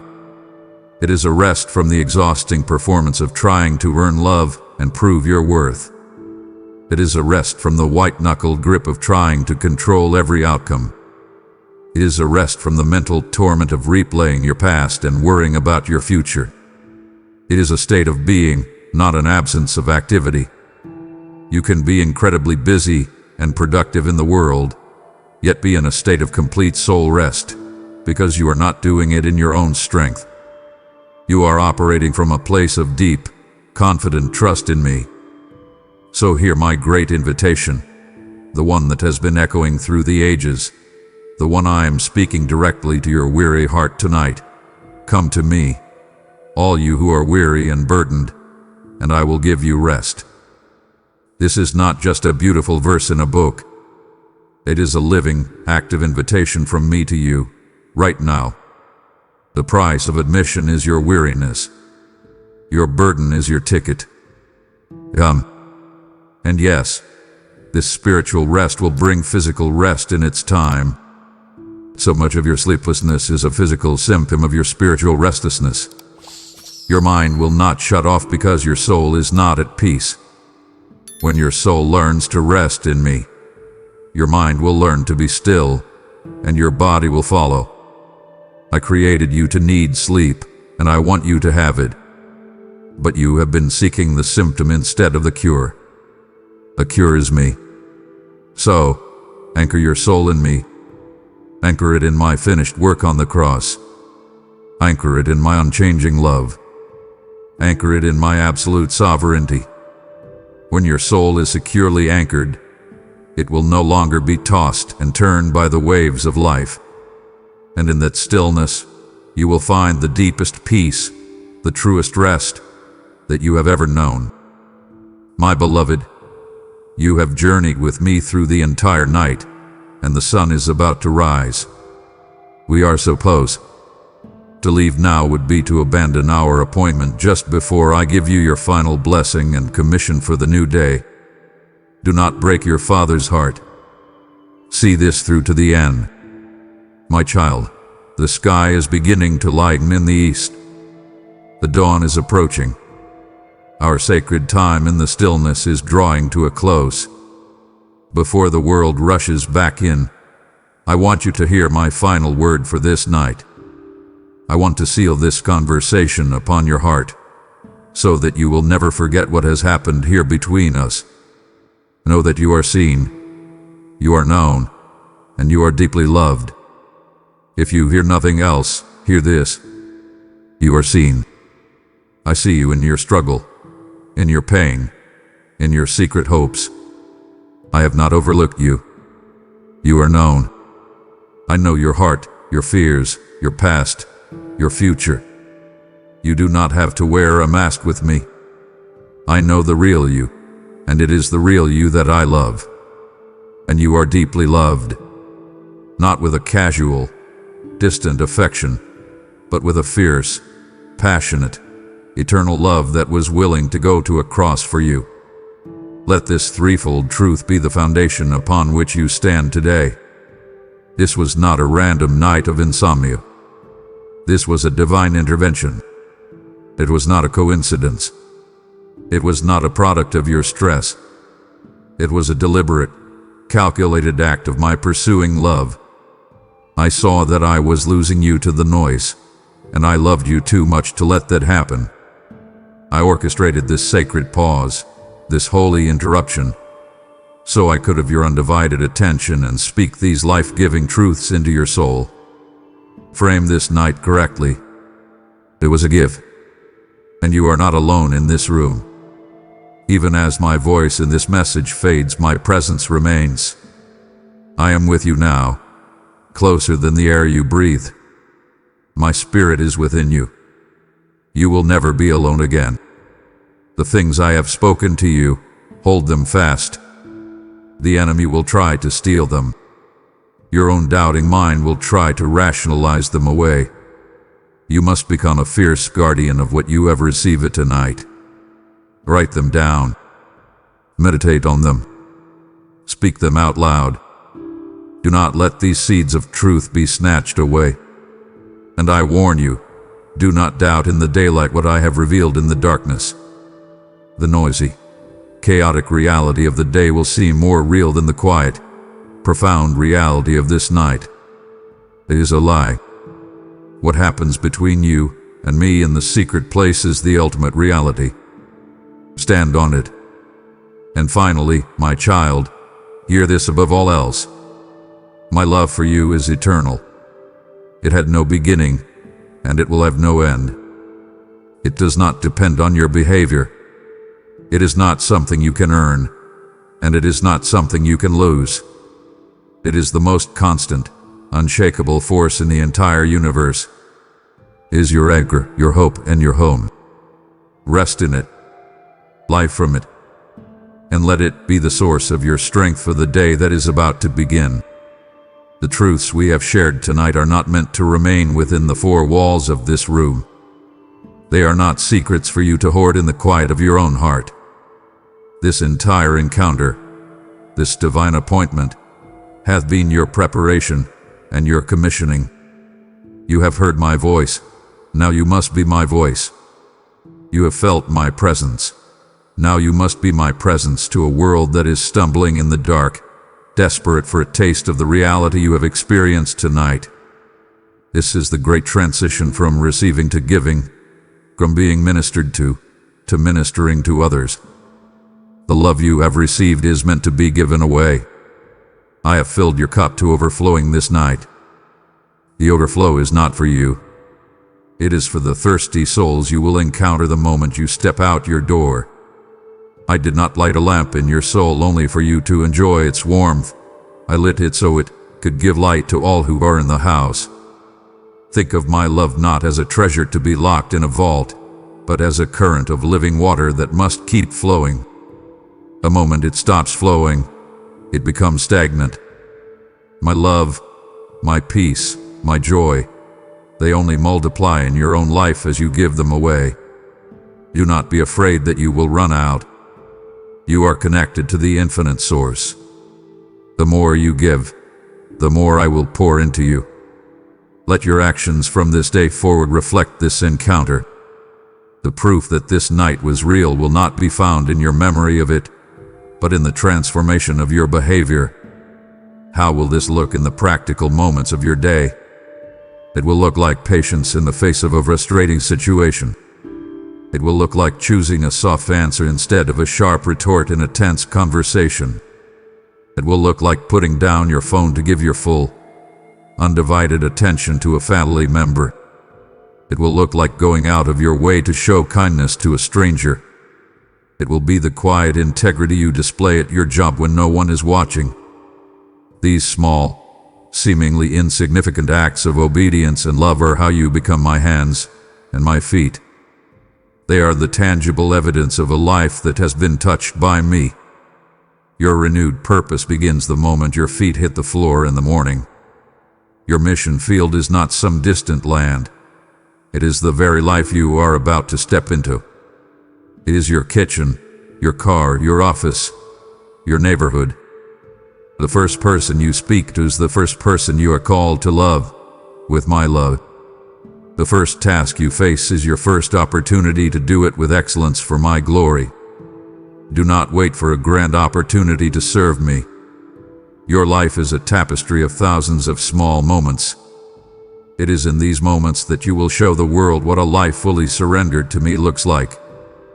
In a world consumed by anxiety, your peace will be a profound witness. In a culture of selfishness, your generosity will be a startling testimony. In an age of despair, your unshakable hope will be an irresistible mystery. People will see your life, and they will want to know the reason for the hope that is in you. Your life will become the answer to their questions about me. This is your high calling. Now go. My precious child, you have done well. You have stayed with me through the long watches of the night. You have listened. You have faced the hard truths. You have opened the wounded places. You have surrendered your burdens, your fears, and your illusions of control. You have said yes to my call on your life. The deep, holy work of this night is complete. And now, my child, I give you permission to rest. Seize your thoughts. Still your soul. The conversation is over for now.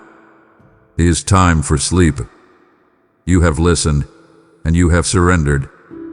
Because of that, The rest you are about to experience will be different from the sleep you were so desperately striving for earlier. Before, you were trying to sleep while still clutching your anxieties. Now, your hands are open. Your burdens have been given to me. The striving has ceased. The battle for peace has been won. You are no longer wrestling with your thoughts. You are resting in my victory. And because your soul is at rest, your body can now follow. I give sleep to my beloved. Let that promise wash over you as a gentle lullaby. Sleep is a gift from me. It is an act of trust. Every time you fall asleep, you are making a profound statement of faith. You are admitting that you are not in control. You are acknowledging that the world will continue to turn, that your family will be protected, that your future will be secure, even when you are unconscious. You are entrusting your very life, your next breath, into my hands.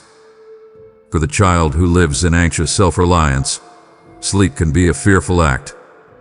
But for the child who knows they are my beloved, sleep is the ultimate expression of trust, a sweet surrender into the arms of a father who never slumbers nor sleeps.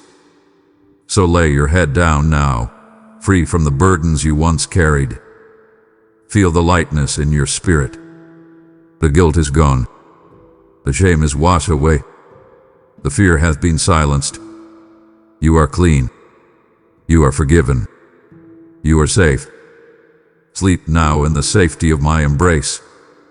Imagine my arms around you, a fortress of love that no fear can penetrate. My angels are standing guard over you and your home. You are completely protected from all harm, both physical and spiritual. There is nothing you need to worry about. There is nothing you need to figure out. All is well. I'm on watch, and you will awaken with my psalm in your heart. The dawn is coming, and you will not wake up to the same old, familiar dread. You will awaken as a new creation. You will awaken with a quiet joy, a gentle strength, a resilient peace. You will awaken with the melody of my love playing softly in your spirit.